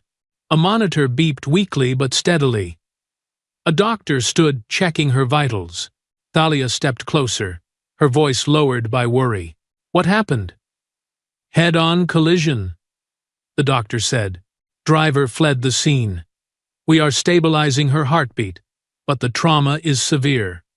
Thalia clenched her hand, breathing slow and deep the same way she did to stay calm on a battlefield. "There are 6 surveillance cameras on that street. Do not tell me. None of them saw anything." The doctor looked at Thalia for a long moment, then lowered his voice to almost a whisper. "The cameras in that area all malfunctioned at that exact time." He glanced around the room before continuing. "And the footage has not been recovered." His words fell like a stone. Not coincidence, not a random accident. This was a precise strike by someone who knew how to erase evidence, how to silence, how to cut off any witness. What happened to Walter, to Garrett, and now to Jenna, were not isolated events. They were a campaign. Thalia stood beside Jenna's bed. She studied the woman's face for a long moment, as though wanting to commit to memory every detail of someone who had tried to stand on the side of justice inside a crooked system. The deep wrinkles at Jenna's eyes, the pale skin from blood loss, and the fragile, thread-like rise of her breath. Someone like Jenna did not deserve to be here. "I am sorry," Thalia whispered. "They reached you before I could." Her phone vibrated. She stepped into the hallway to read it. A new message. No saved number. One line. "Vega. Homicide Unit. I want to meet. Alone." Thalia stared at the screen, her eyebrows narrowing. Vega, she had heard the name, but never met the person. A homicide investigator asking to meet her at the exact moment a witness had been taken out. The timing was sharp as a blade. She stood still for a few seconds, looking down the hospital hallway where the cold neon light coated the cream walls. A few patients passed by, an old man dragging his feet in slow rhythm. But somewhere, deep in the darker end of the hall, Thalia felt a gaze. Not strong, but enough to send a cold line down her spine. Thalia shut off her screen. She drew a slow breath, like someone preparing to step into a room where the wind blows from every direction. This call might be the key to a new lead. It might also be the third trap, the one set by the same hands that had taken Jenna.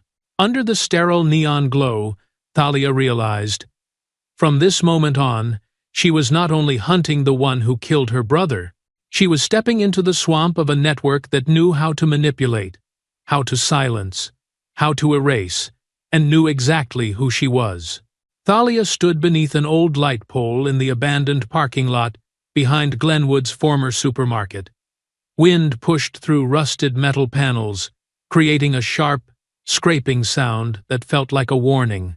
Evening had begun to fall, sunlight stretching into long strips across the cracked pavement.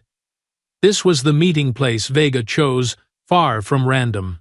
Encounters like this usually happened in the borderlands between light and shadow, places where people said things that never appeared in official reports. A man stepped out from behind a row of old cars, hands buried deep in his jacket pockets. His stride was quick but controlled, dark hair slightly disheveled, a faint scruff on his jaw, giving the impression he had gone through several sleepless nights.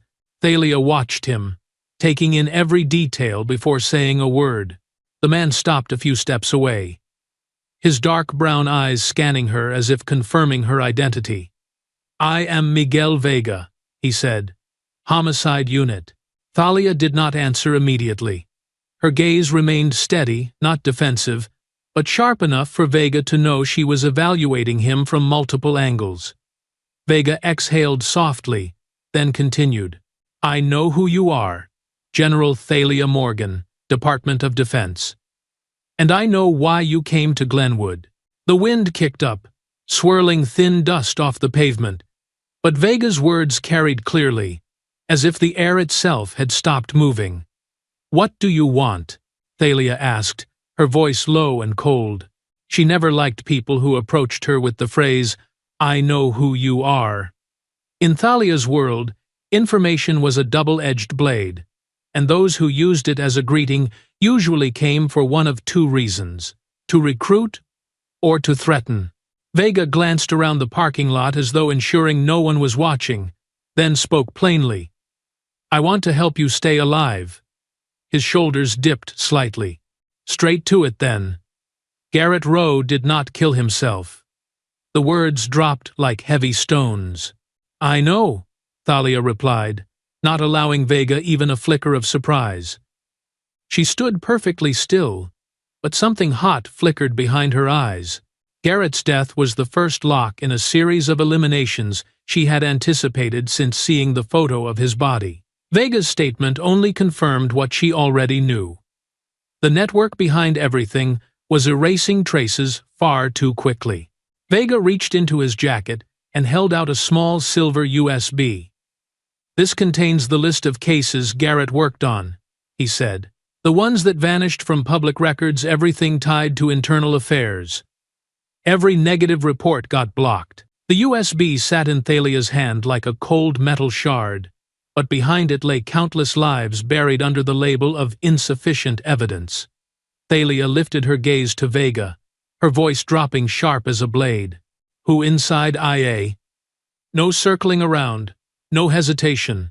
If Vega wanted cooperation, she needed direct answers. Vega gave a dry, bitter sort of laugh, one shaped more by frustration than humor.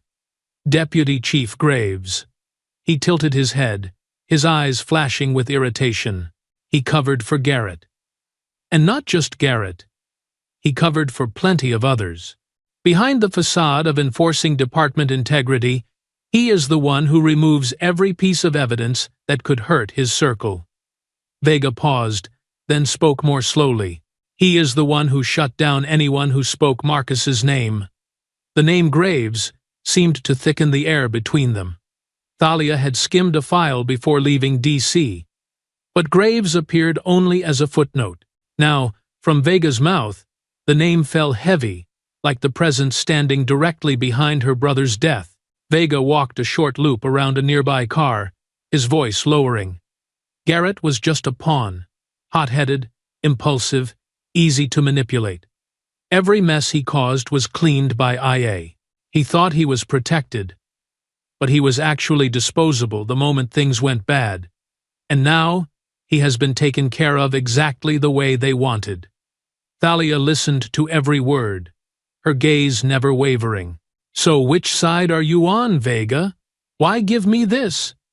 The question was not an attack, only a way to measure whether the man in front of her was part of a larger trap. Vega looked at her, his eyes briefly unguarded with fatigue. "I have followed Marcus's case since 17 years ago," he said. "I knew that report was fake. Knew IA closed the file too fast. Knew someone made the rest of the video disappear.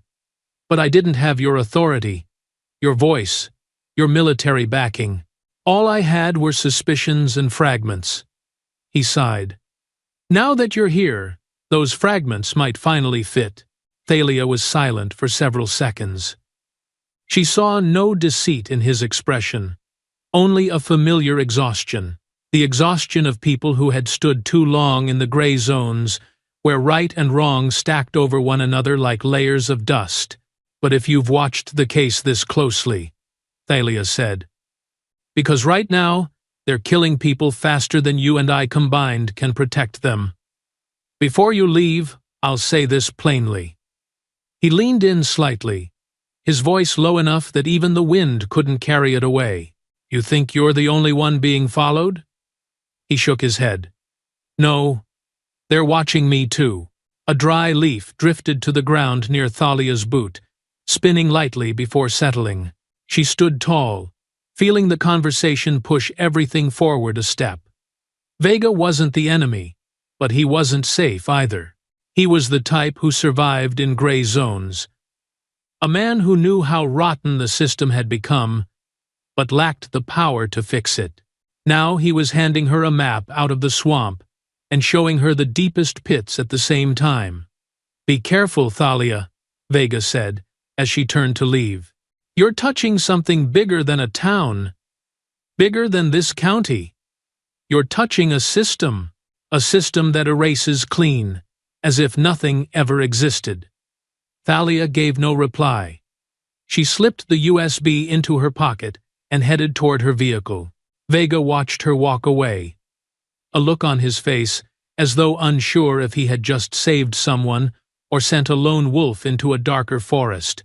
By the time Thalia returned to the apartment complex, the sky had deepened.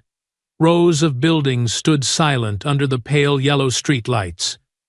She approached her door, hand on the knob, but the moment she turned it, a tiny shift caught her eye.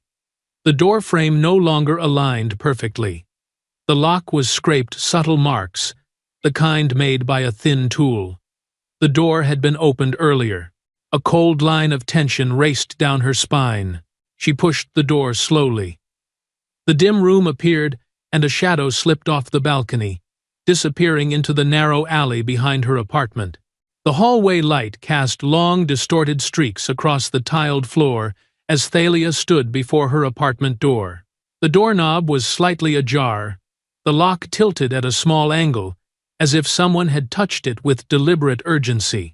She stayed still for a few seconds, listening to every thin sound in the air, the instincts of someone who had lived inside enemy compounds rising back to the surface. The silence only made the apartment feel like a box, hiding something moving inside it. Thalia pushed the door open. The ceiling light flicked on, and the sight before her slowed her breath. Her desk had been overturned, papers torn into shreds, scattered across the floor like a storm had ripped through the room. Drawers were pulled open, a few gouge marks carved into the wood, proof that someone had used a tool to pick the locks with skill. The bedding had been ripped off the mattress, one corner of the fabric torn as if caught by a blade. She walked deeper inside, each step heavy and deliberate. The smell of pried wood, stretched fabric, and a faint trace of cold sweat lingered together. Everything told her the intruder was not an amateur. Thalia placed a hand on the grip of her gun, the familiar metal bringing a thin layer of calm. "Is anyone here?" Her voice rang out, just loud enough to cut through the corners of the room. No answer. The wind slipped through the slightly open window like a quiet exhale. The curtain rustled slowly, as if someone had been standing there watching the apartment from the opposite side, and slipped away when they heard Thalia approaching. She walked to the window, glancing down at the dark alley below. No figure moved now, but her instincts told her whoever had been here had left only moments ago. They moved like shadows, touching everything, but leaving almost nothing behind. Their discipline made it clear this wasn't intimidation, this was reconnaissance. When she turned back toward the room, her eyes stopped on a small object lying in the middle of the floor. A black USB drive, unmarked, no fingerprints. It sat there intentionally, like something someone had left behind as a message. Thalia crouched to pick it up, feeling the plastic colder than usual in her palm. Whoever had entered wanted her to find this, and wanted her to open it. She pulled an offline laptop from a drawer, a machine that had never touched the internet since she'd moved in. She inserted the USB and watched the screen brighten slowly. A single folder appeared, its file name, an unclear string of numbers resembling a security code. Thalia opened the file. The first image was the cold wall of a jail cell, neon lights flickering. Garrett Rowe sat slumped against the wall, arms around his knees, eyes dull but filled with visible panic beneath the surface. He glanced around the room as if searching for a corner safe from something the camera couldn't see. Then, he looked straight at the camera. "It wasn't me," Garrett whispered, voice dry and strangled. "It wasn't just me." His face trembled, lips twitching like he was fighting between confession and fear of being strangled for speaking. They said if I talked, He lifted a hand to cover half his face, his eyes still locked on the camera, as if sending a message to someone outside the frame. Suddenly, the video glitched hard and cut off. The screen went black for a few seconds, then a blurred red line of text appeared, each letter looking carved rather than typed. "Stop, or you follow him." The room seemed to thicken, the air growing heavier. Thalia stared at the words for a long moment, anger and cold, merging inside her like two spirals twisting together. Not because they threatened her, but because they assumed she was the kind of person who stopped. "You picked the wrong person," Thalia murmured, her voice like a stone hitting still water, sending ripples outward. She closed the file, pulled the USB out, and set it on the table like a temporary piece of battlefield evidence. She opened her bag and took out the USB Detective Vega had given her earlier. Thalia turned her laptop back on, accessing the list of cases IA had buried. In the long list of dozens of lines, There was one line heavily blacked out, ink bleeding outward.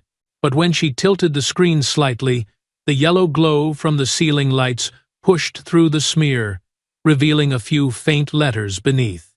J. Rise. The trailing E was smudged, but the remaining letters were almost certain.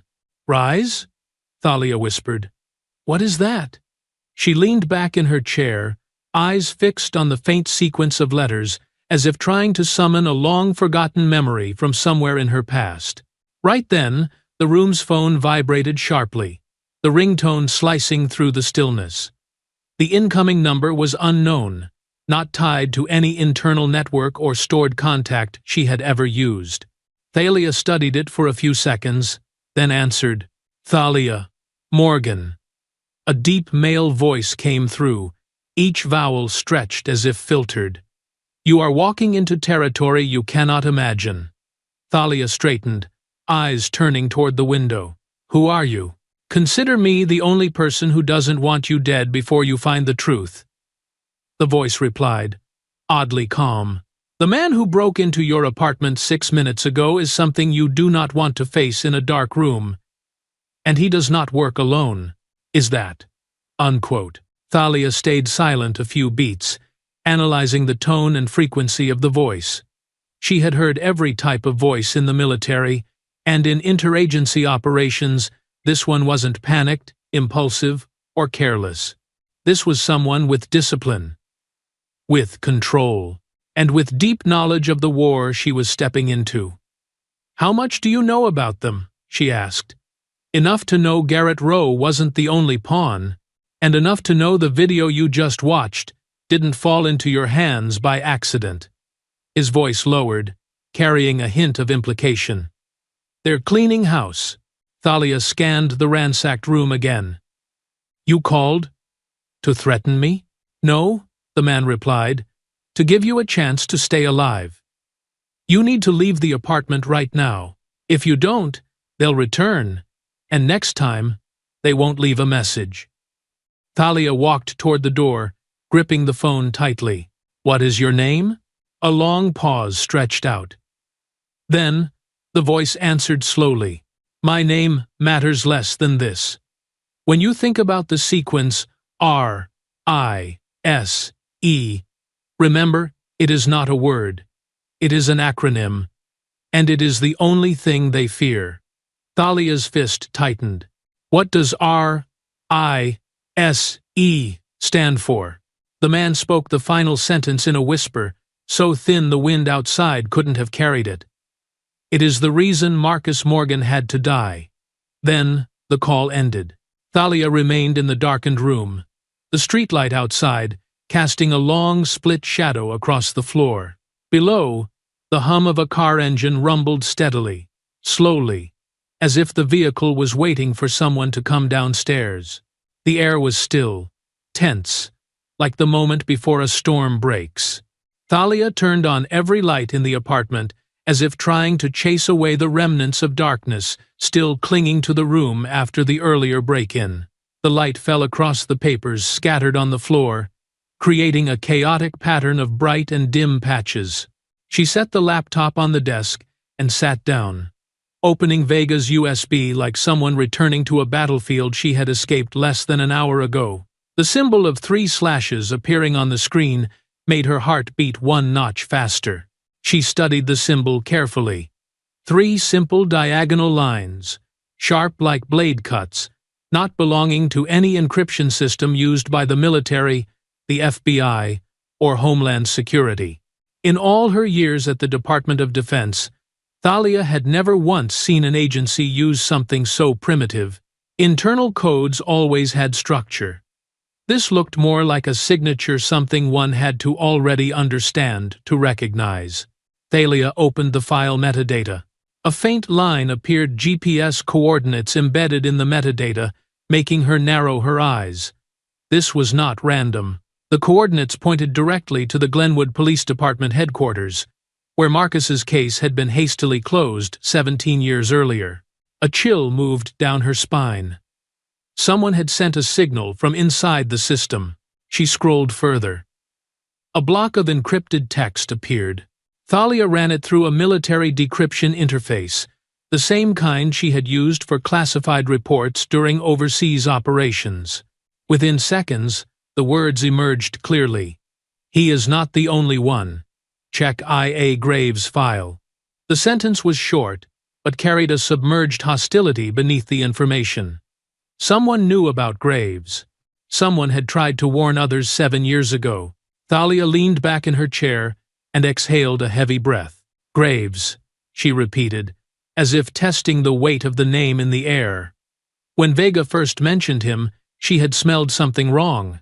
Deputy Chief Graves appeared in Marcus's report, in Garrett's records, and now again, in a file left by a nameless source. A major link was surfacing. She scrolled again. A line of hidden code lay underneath like an ink-faded section. She adjusted the screen brightness and activated an advanced decoding tool. Strange characters shifted slowly into text. The first line beneath them read, "If you can read this line, it means you are on the right path." The words made Thalia straighten. This was not a report. This was a message. And whoever left it knew someone like her would eventually read it, which meant the sender was not only skilled, but had foreseen the future trajectory of the case. Someone had predicted Glenwood would one day reopen Marcus's file and had planted clues for the right person to find. Thalia stared at the symbol. It felt like the identifying mark of an organization outside any map of power. Not federal, not military. It flickered softly in the corner of the screen like a watermark. It did not resemble the markings of any administrative unit, nor did it match any hacker group she had heard of. A thought flashed through her mind, tightening the chill in her chest. Maybe this was not a way to send information. Maybe it was a way to recruit, a coded method to identify allies or targets. She dug deeper into the metadata. A timestamp appeared. The file was not created recently. It originated 7 years earlier, the exact year Jenna Price filed her report against Garrett. Not only that, the file's origin matched a server once used by Glenwood PD, a server deleted from the system 4 years ago. The file had never been updated, but existed in a hidden archive, as if the sender had created it, buried it deliberately, then waited for the right moment for someone to uncover it. Not coincidence, not accident. Someone had known everything would explode someday. Thalia leaned forward and opened another decoding tab.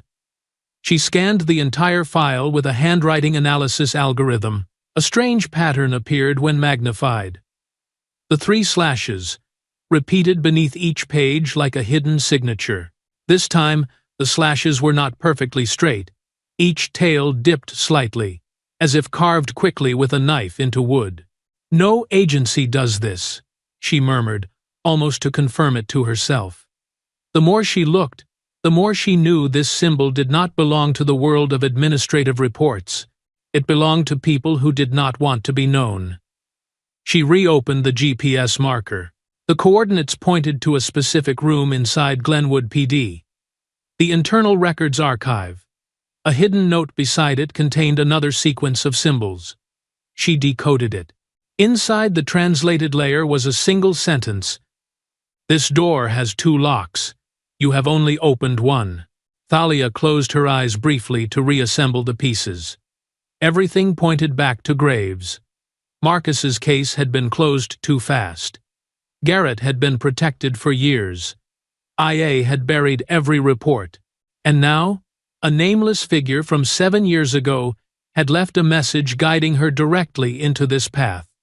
Someone had been watching every movement inside Glenwood's system for years. She scrolled to the end of the report. A small attachment appeared, marked Restricted Access. She ran a military-grade override. The screen flickered several times before going completely black. Thalia frowned, thinking the laptop had crashed. But a moment later, 3 stark white slashes appeared on the black background, bright, sharp, like 3 blade strokes. This time, the symbol was no longer a watermark. It appeared like a deliberate signal, as if the person behind the file was speaking to her directly at the exact moment she reached the deepest layer of the document. The 3 lines stayed for a few seconds, then vanished like a ghost gliding across water. Thalia's hands froze above the keyboard. She stared at the empty screen for a long time. Some organization was watching her every step, even knowing exactly how far she had read. Not a hacker. Not IA. Not a mole inside Glenwood PD. This was something more refined, more structured, and likely older than any of them. She tried rebooting the laptop. The screen lit up and shut off immediately, as if someone else was claiming control. The symbol reappeared, larger this time, taking up nearly half the screen. It felt less like a graphic and more like an eye, an unseen entity watching her. She leaned back, her heart steady but forceful. What she faced was no longer within the boundaries of ordinary crime or internal corruption.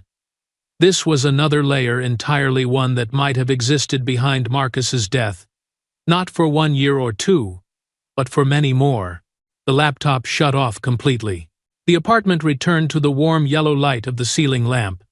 Thalia sat motionless for several seconds, a cold ripple tracing her spine as she realized the 3 slashes were not just a symbol. They were someone knocking on the door of her mind. Thalia's phone vibrated on the wooden table, shifting slightly as if someone were pressing a hand under the surface and nudging it upward. The screen lit up, and a strange line of text appeared. Unknown secure channel. It was not a number, not satellite contact, not any kind of jamming message format. Only people trained in signal operations knew that this type of connection came from a very old era of the NSA and JSOC, when certain communication channels operated without commercial networks or GPS, relying solely on burst transmission. Thalia glanced around the room before picking up the phone. The warm yellow light from the lamp reflected off the scratches where the window had been pried, making it feel as though the apartment was breathing in rhythm with the ringtone. She put the phone to her ear. No voice, no breathing, only a long, steady beep, so low in frequency that the air seemed to hum. The sound triggered an old memory. She had heard this type of signal in an electronic warfare course at Fort Bragg, when instructors described how to use burst communications to avoid detection. "This is a burst transmission," Thalia whispered, as if confirming the beat of the signal. The old NSA kind. That meant whoever sent it knew she could decode it. It meant they knew who she was. The beep cut off abruptly. A file pushed itself into the phone's memory, bypassing every app. Its name was a string of long numbers, with no file extension. Thalia moved it into military extraction software, the familiar interface blinking to life with a low tone. She tapped Open. The first sound was footsteps.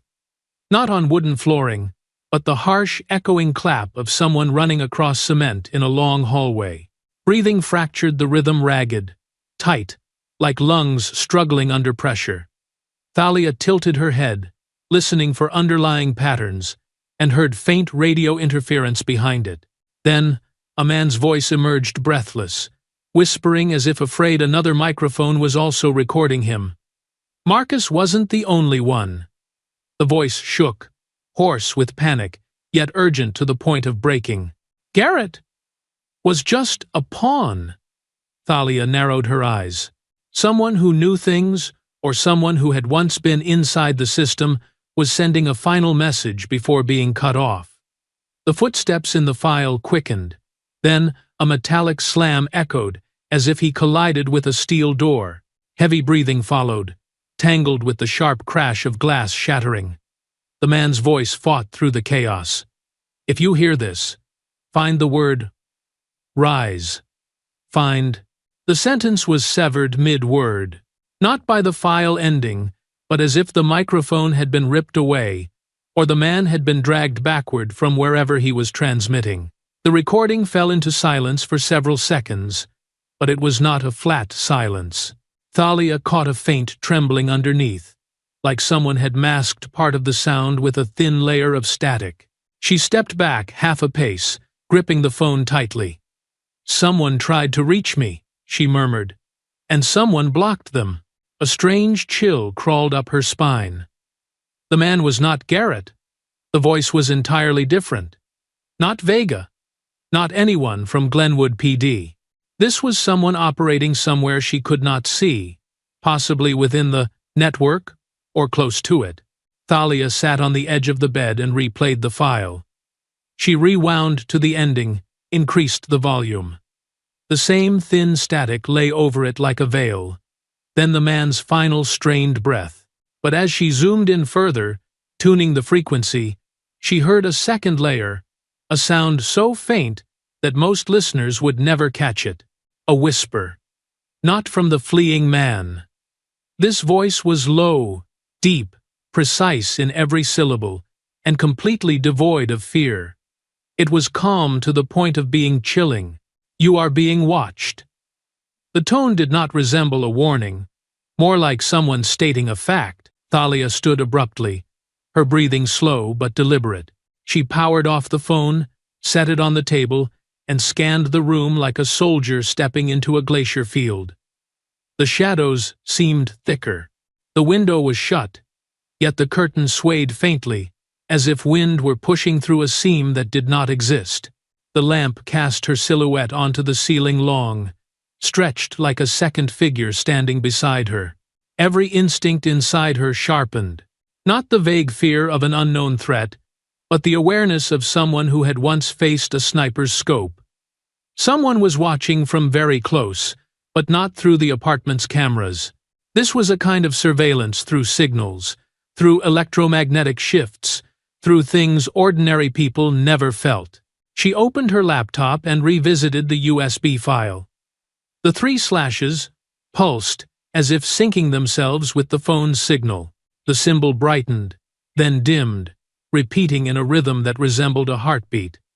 Thalia leaned toward the screen, and in that exact second, the symbol tightened into a single point and vanished. The display went blank. Thalia stared into the darkness of the screen. Someone had said, Marcus wasn't the only one. Rise was not a word. It was the pivot of a network. And the second voice in the recording was someone who had been observing her for a very long time. Not to help, not to destroy, but simply to know where she stood in the equation. She reopened the audio software, adjusting the frequency to the lowest band to isolate the background layer. The faint rattling grew clearer. A series of soft mechanical clicks, like a mechanical keyboard being tapped deliberately, repeating at measured intervals, as if someone on the other end were testing her latency, monitoring her reactions.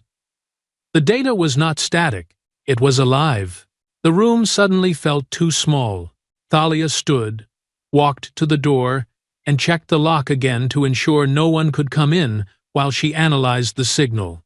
The metal scent of the bolts and screws mingled with the cold draft leaking from the crack beneath the threshold, making her certain someone had touched the doorknob not long ago.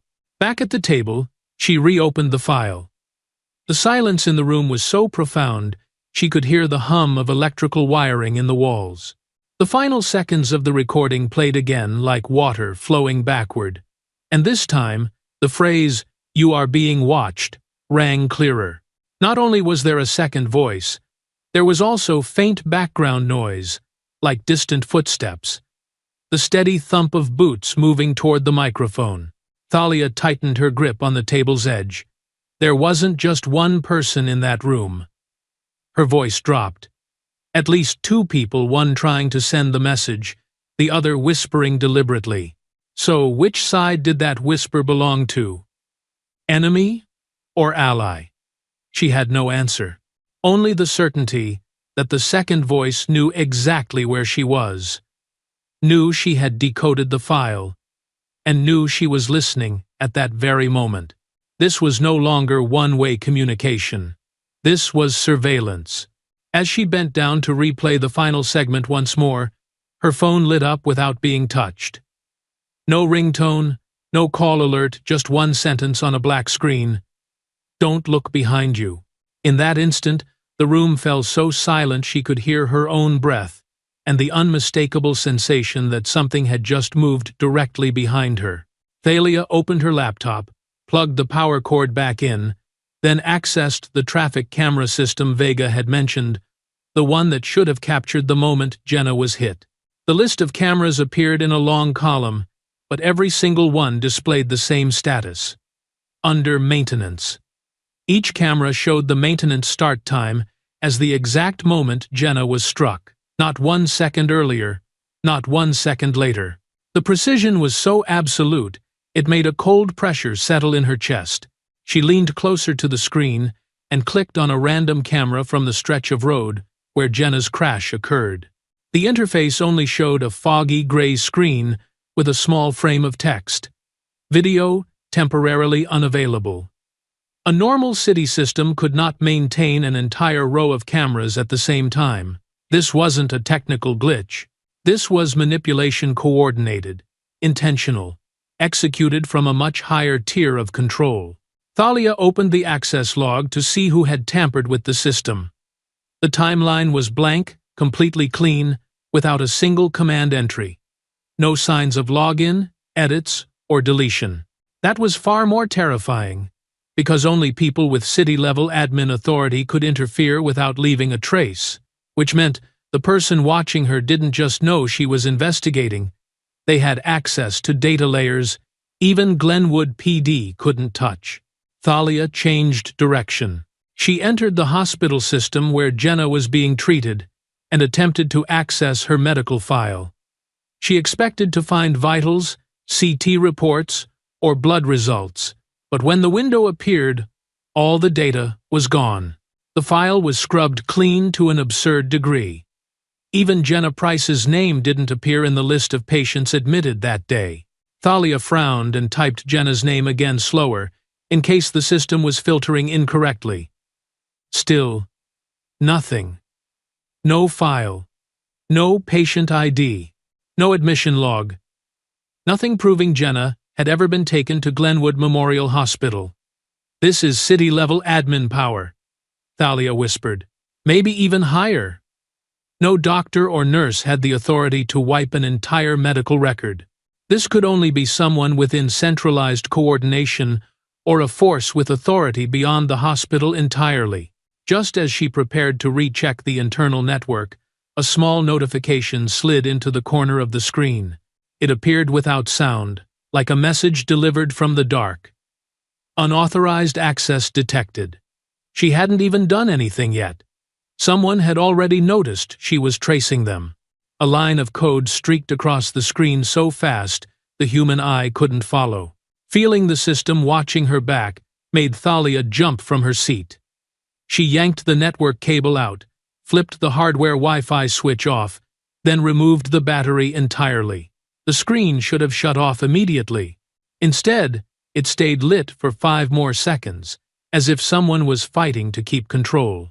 Right before the screen finally went black, a line appeared in white over the dark background. Stop digging. The words felt like both a threat and an order. No punctuation, no signature, no source code logged. It felt as though the laptop itself had spoken. Thalia exhaled sharply. Good, she muttered. Very good.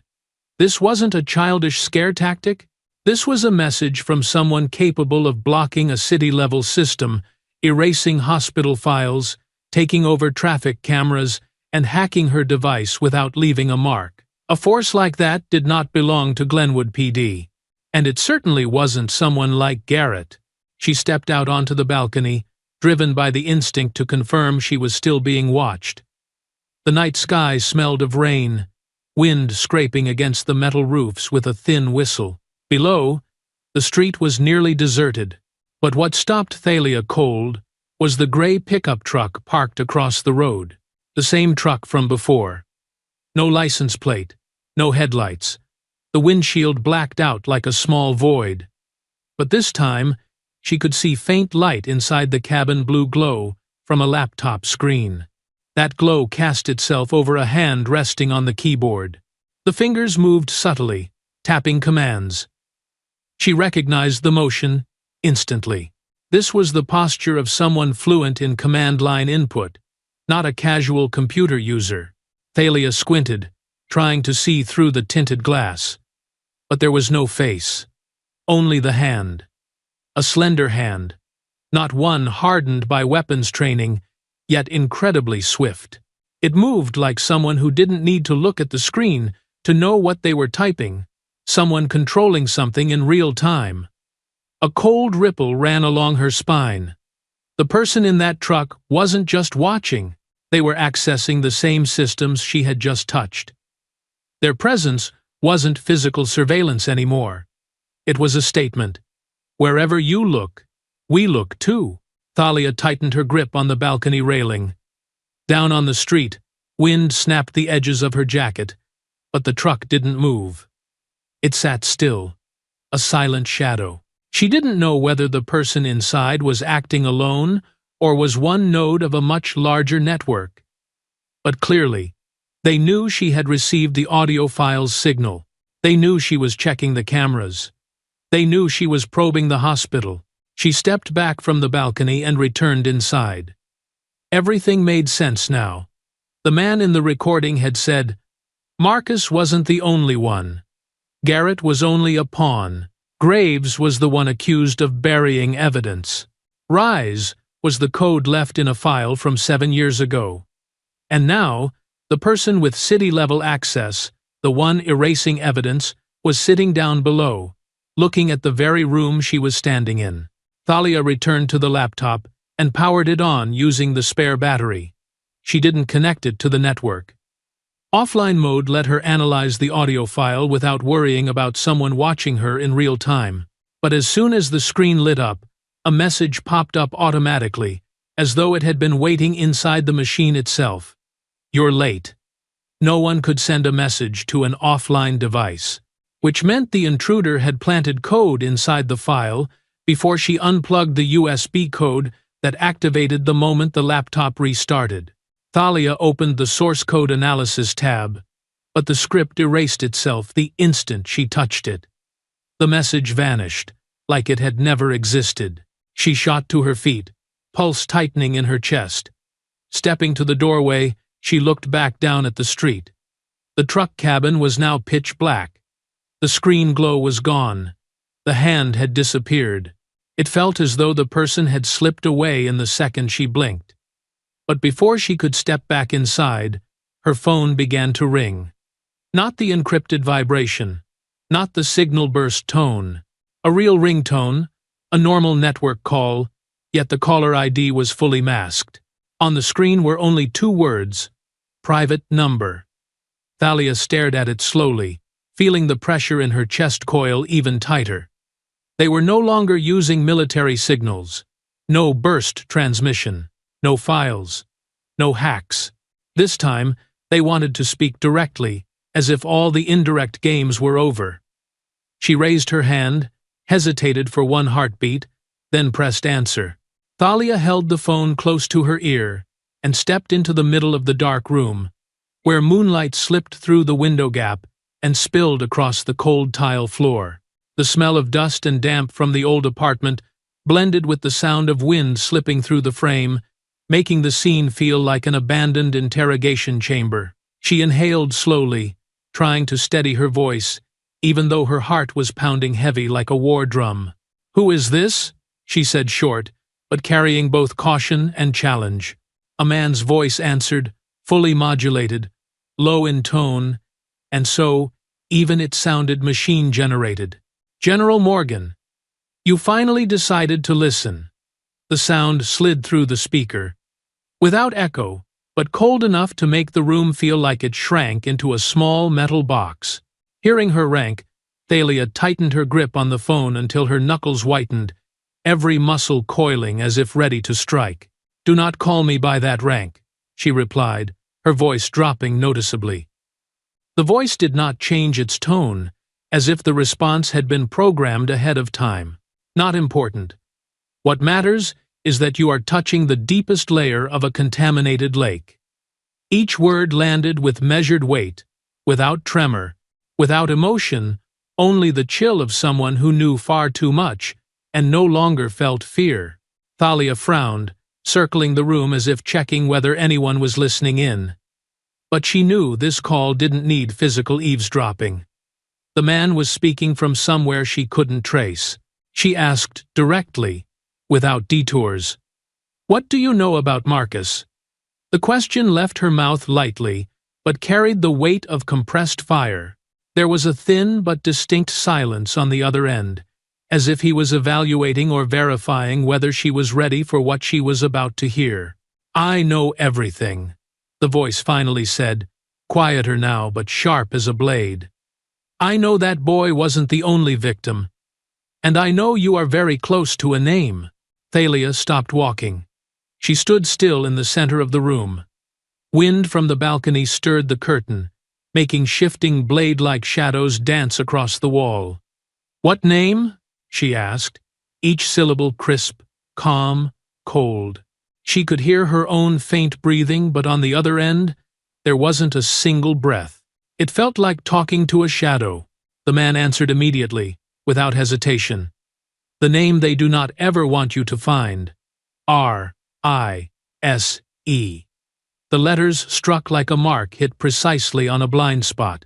Those 3 letters were no longer just the faint symbol buried in a 7-year-old document. They became a strip of strange sound in her mind, like metal scraping against metal at the bottom of a deep well. Thalia swallowed, realizing she had now stepped from the layer of those who conceal into the layer of those who command. "You're going to tell me what Rise is?" she pressed. But the voice didn't answer directly. "What matters isn't what it is," he said, 1 beat slower. "It's why it saw you 17 years ago." Every nerve in Thalia's body tightened. "I didn't even know that name existed before today."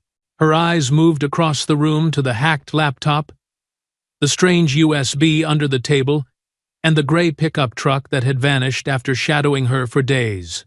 The man continued, "They do not hesitate to kill whoever stands in the way. Garrett was the first example. Jenna was the second. And there will be more if you don't understand what they want." Thalia clenched her jaw, her free hand bracing on the table for balance. "Garrett died because he talked too much," the man added. "And Jenna was taken off the road because she held onto a file that should never have existed." The way he spoke sounded like he was reading from a classified report she had never been allowed to see. Thalia exhaled hard through her nose. "Be specific." The man paused, then delivered a sentence that froze the room. "You are digging into the most dangerous tier of power in this city, General Morgan." Thalia stiffened slightly. They knew exactly where she'd been digging. They knew where she went. They knew which systems she accessed. She growled, "How long have you been following me?" "Long enough," he said. "Long enough to know you are not like them. And long enough to know you will not stop." Thalia braced a hand on the table, her gaze hard on the floor as if trying to see through the concrete. "I don't trust you." A faceless voice, modulated, issuing warnings. "You could be one of them." The man responded instantly, without thought or ego. "If I were one of them, you would have died in your sleep 3 nights ago." Anyone else saying that would sound boastful, but from him, it sounded like a simple statement of fact. No pleasure, no threat, just analysis. "What do you want?" Thalia asked. "I want you to live long enough to see the full picture," he answered, "and to see who ordered Marcus's death." The final sentence made Thalia jolt upright, as if an electric current shot through her spine. "You know who gave the order besides Garrett?" he replied with a slow, very slow rhythm. "Garrett was only the hand. The one who gave the order still sits in a chair the FBI does not dare knock on." Thalia felt her chest tighten. "Name." The man didn't give one. Instead he said, "If you want the truth, prepare yourself. We will contact you." Thalia's grip tightened around the phone. "We? You'll understand soon." Then, a soft crackle. The call cut off clean, abrupt, like someone snapping a wire. The room fell into sudden silence. Thalia stood in the moonlight, the phone still warm in her hand. 1 second, 2 seconds, 3 seconds. Then her phone screen lit up with a new notification. An email. No subject. No sender. Only a single sentence centered on a blank screen, like an instruction. Press 1, if you're ready. Ibadas Surd. Thalia stared at the words, her lips pressed into a hard, sharp line. The streetlight outside cast her shadow long across the floor, like the stance of someone about to step into an invisible battlefield. Every letter in the email seemed to wait for her decision. It wasn't just asking whether she was ready. It was a doorway, and once opened, there would be no return. She pulled her chair forward, placing the phone neatly on the table. Her eyes never left the email. Wind slipped through the window and rolled a dry leaf across the floor, making a faint rustling sound like the whisper of someone standing just outside the porch. The air tightened, heavy with danger and curiosity. Thalia raised her finger. Just one tap that could expose the network hidden for 17 years. One tap that could lead her straight to the person who ordered Marcus's death.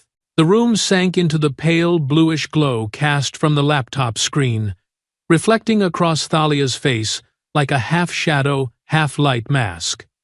The email stayed there, its words sharp enough to chill. 1. Accept.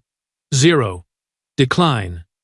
No further explanation, no subject line, no signature.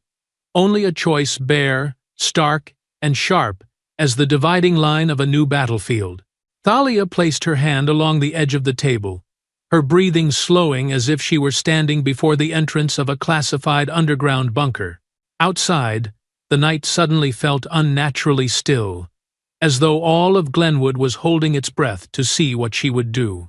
She murmured, "Marcus, if this is the road that leads me to the truth, then I'm taking it." Her finger moved, not shaking, not hesitating, a gentle tap. The one key lit up like the first note in a symphony of darkness. The screen snapped to black for a brief moment, accompanied by a thin metallic hiss like steel scraping along wire. The entire room dropped into a short-lived darkness.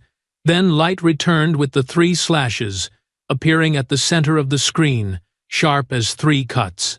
She sat upright, a cold shiver racing down her spine. The triple slashes didn't glow brightly. They were faint, deliberate, like the mark of an organization that intended to exist without ever being seen. As the logo faded, a new voice came through the laptop speakers, a male voice, also modulated, different from the caller earlier. "Welcome, General Morgan. Project Rise has been watching you for 7 years. Thalia didn't speak for a full second, as though weighing what species of voice this was, threat or recruitment. "Why me?" she asked, her tone low but razor-sharp. There was no pause on the other end. The reply came crisp. "Because you dig. Because you do not fear them. And because you have stood at the boundary between life and death without ever stepping back." A long silence stretched, broken only by the faint electrical hum of the wall converter. Thalia braced her elbows on the table, eyes fixed on the screen. "What is Rise?" The voice answered softly but firmly. "Those who saw the rot from inside the system and refused to accept it. We are not FBI, not IA, and certainly not part of the power networks hiding the city's sins." Thalia rose slowly, the glow from the screen carving sharp angles along her features, shaping the silhouette of someone who had seen far too many battlefields. "If you've been watching me for 7 years, she said, "you know I do not trust easily." The voice came again. This time, lower. "We do not need your trust. We need your eyes." The air thickened, dense as lingering gunpowder. "To see what?" Thalia asked. The voice replied, "To see who stands behind Marcus's death, and who killed Garrett before he could speak." Thalia felt her core muscles tighten, the way they did whenever she found the first crack in a seemingly impenetrable stone wall. "Vega suspects Graves," she said. "He said Graves has controlled IA for years." The voice chuckled lightly. "Graves is only a shell, a gatekeeping puppet." "Then who is the puppet behind the gate?" Thalia pressed. "You will know soon. But to know, you must live long enough." A dry beep sounded, like the punctuation ending a sealed conversation. The screen shifted to a pale gray background. No logo, no guiding text. Only one small notification in the bottom corner. "First assignment will be delivered within 48 hours." Thalia stared at it, as if looking at an unopened map. The modulated voice added, "But remember, when you pressed 1, they saw it too." The sentence made her palms clench. "They began tracking you the moment Garrett died." The voice continued, "And now they know you have joined something they cannot control." Thalia glanced at the window, realizing the gray pickup that had trailed her had vanished into the night, as though it never existed. The street below looked darker than usual, as if the shadows themselves had adjusted to hide something. She turned back to the screen, where the faint ghost of the triple slash still clung like an imprint refusing to fade. "What does Rise want from me?" she asked. "We want you to start where everything started," the voice answered. Marcus's file was not a mistake. It was the first altered piece in a chain of rewritten cases. Thalia exhaled long, pressing her palm against her forehead as though pulling together 17 years of fragmented memory. "And my mission?" The answer came. "To find who is rewriting the truth of an entire city." She switched off the lights and stood in the dark, the laptop's glow, the only surviving light. From her vantage point, Glenwood appeared like a giant body lying still beneath the hillside, every window darkened, like closed eyes, a city sleeping deeply. But beneath it lived a network that never slept. Her phone vibrated lightly on the table. Thalia looked down. A new email had arrived, no subject, no sender. She opened it. Only one sentence appeared, clean and sharp, like a command order. "Rise, 01. Target identified." Attached was a secure PDF, its title blurred by encryption. Thalia downloaded it, the file opening slowly, as though verifying the identity of its reader. When the content finally loaded, she froze for a full second. Inside was a name, a position, a signature, each one tied directly to the first investigation, shut down 17 years ago. And it was a name she had suspected, but never had evidence for. She pocketed her phone, grabbed her coat, and walked out the door. No lights, no luggage, only a burning resolve in her chest. In the hallway, wind from the stairwell drifted upward cold, but sharpening her senses like a whetstone. Thalia paused, looking down the dim stairwell, as though an entire hidden network waited below to be exposed. "Let's begin," she said, her voice aimed at the darkness, without a trace of fear.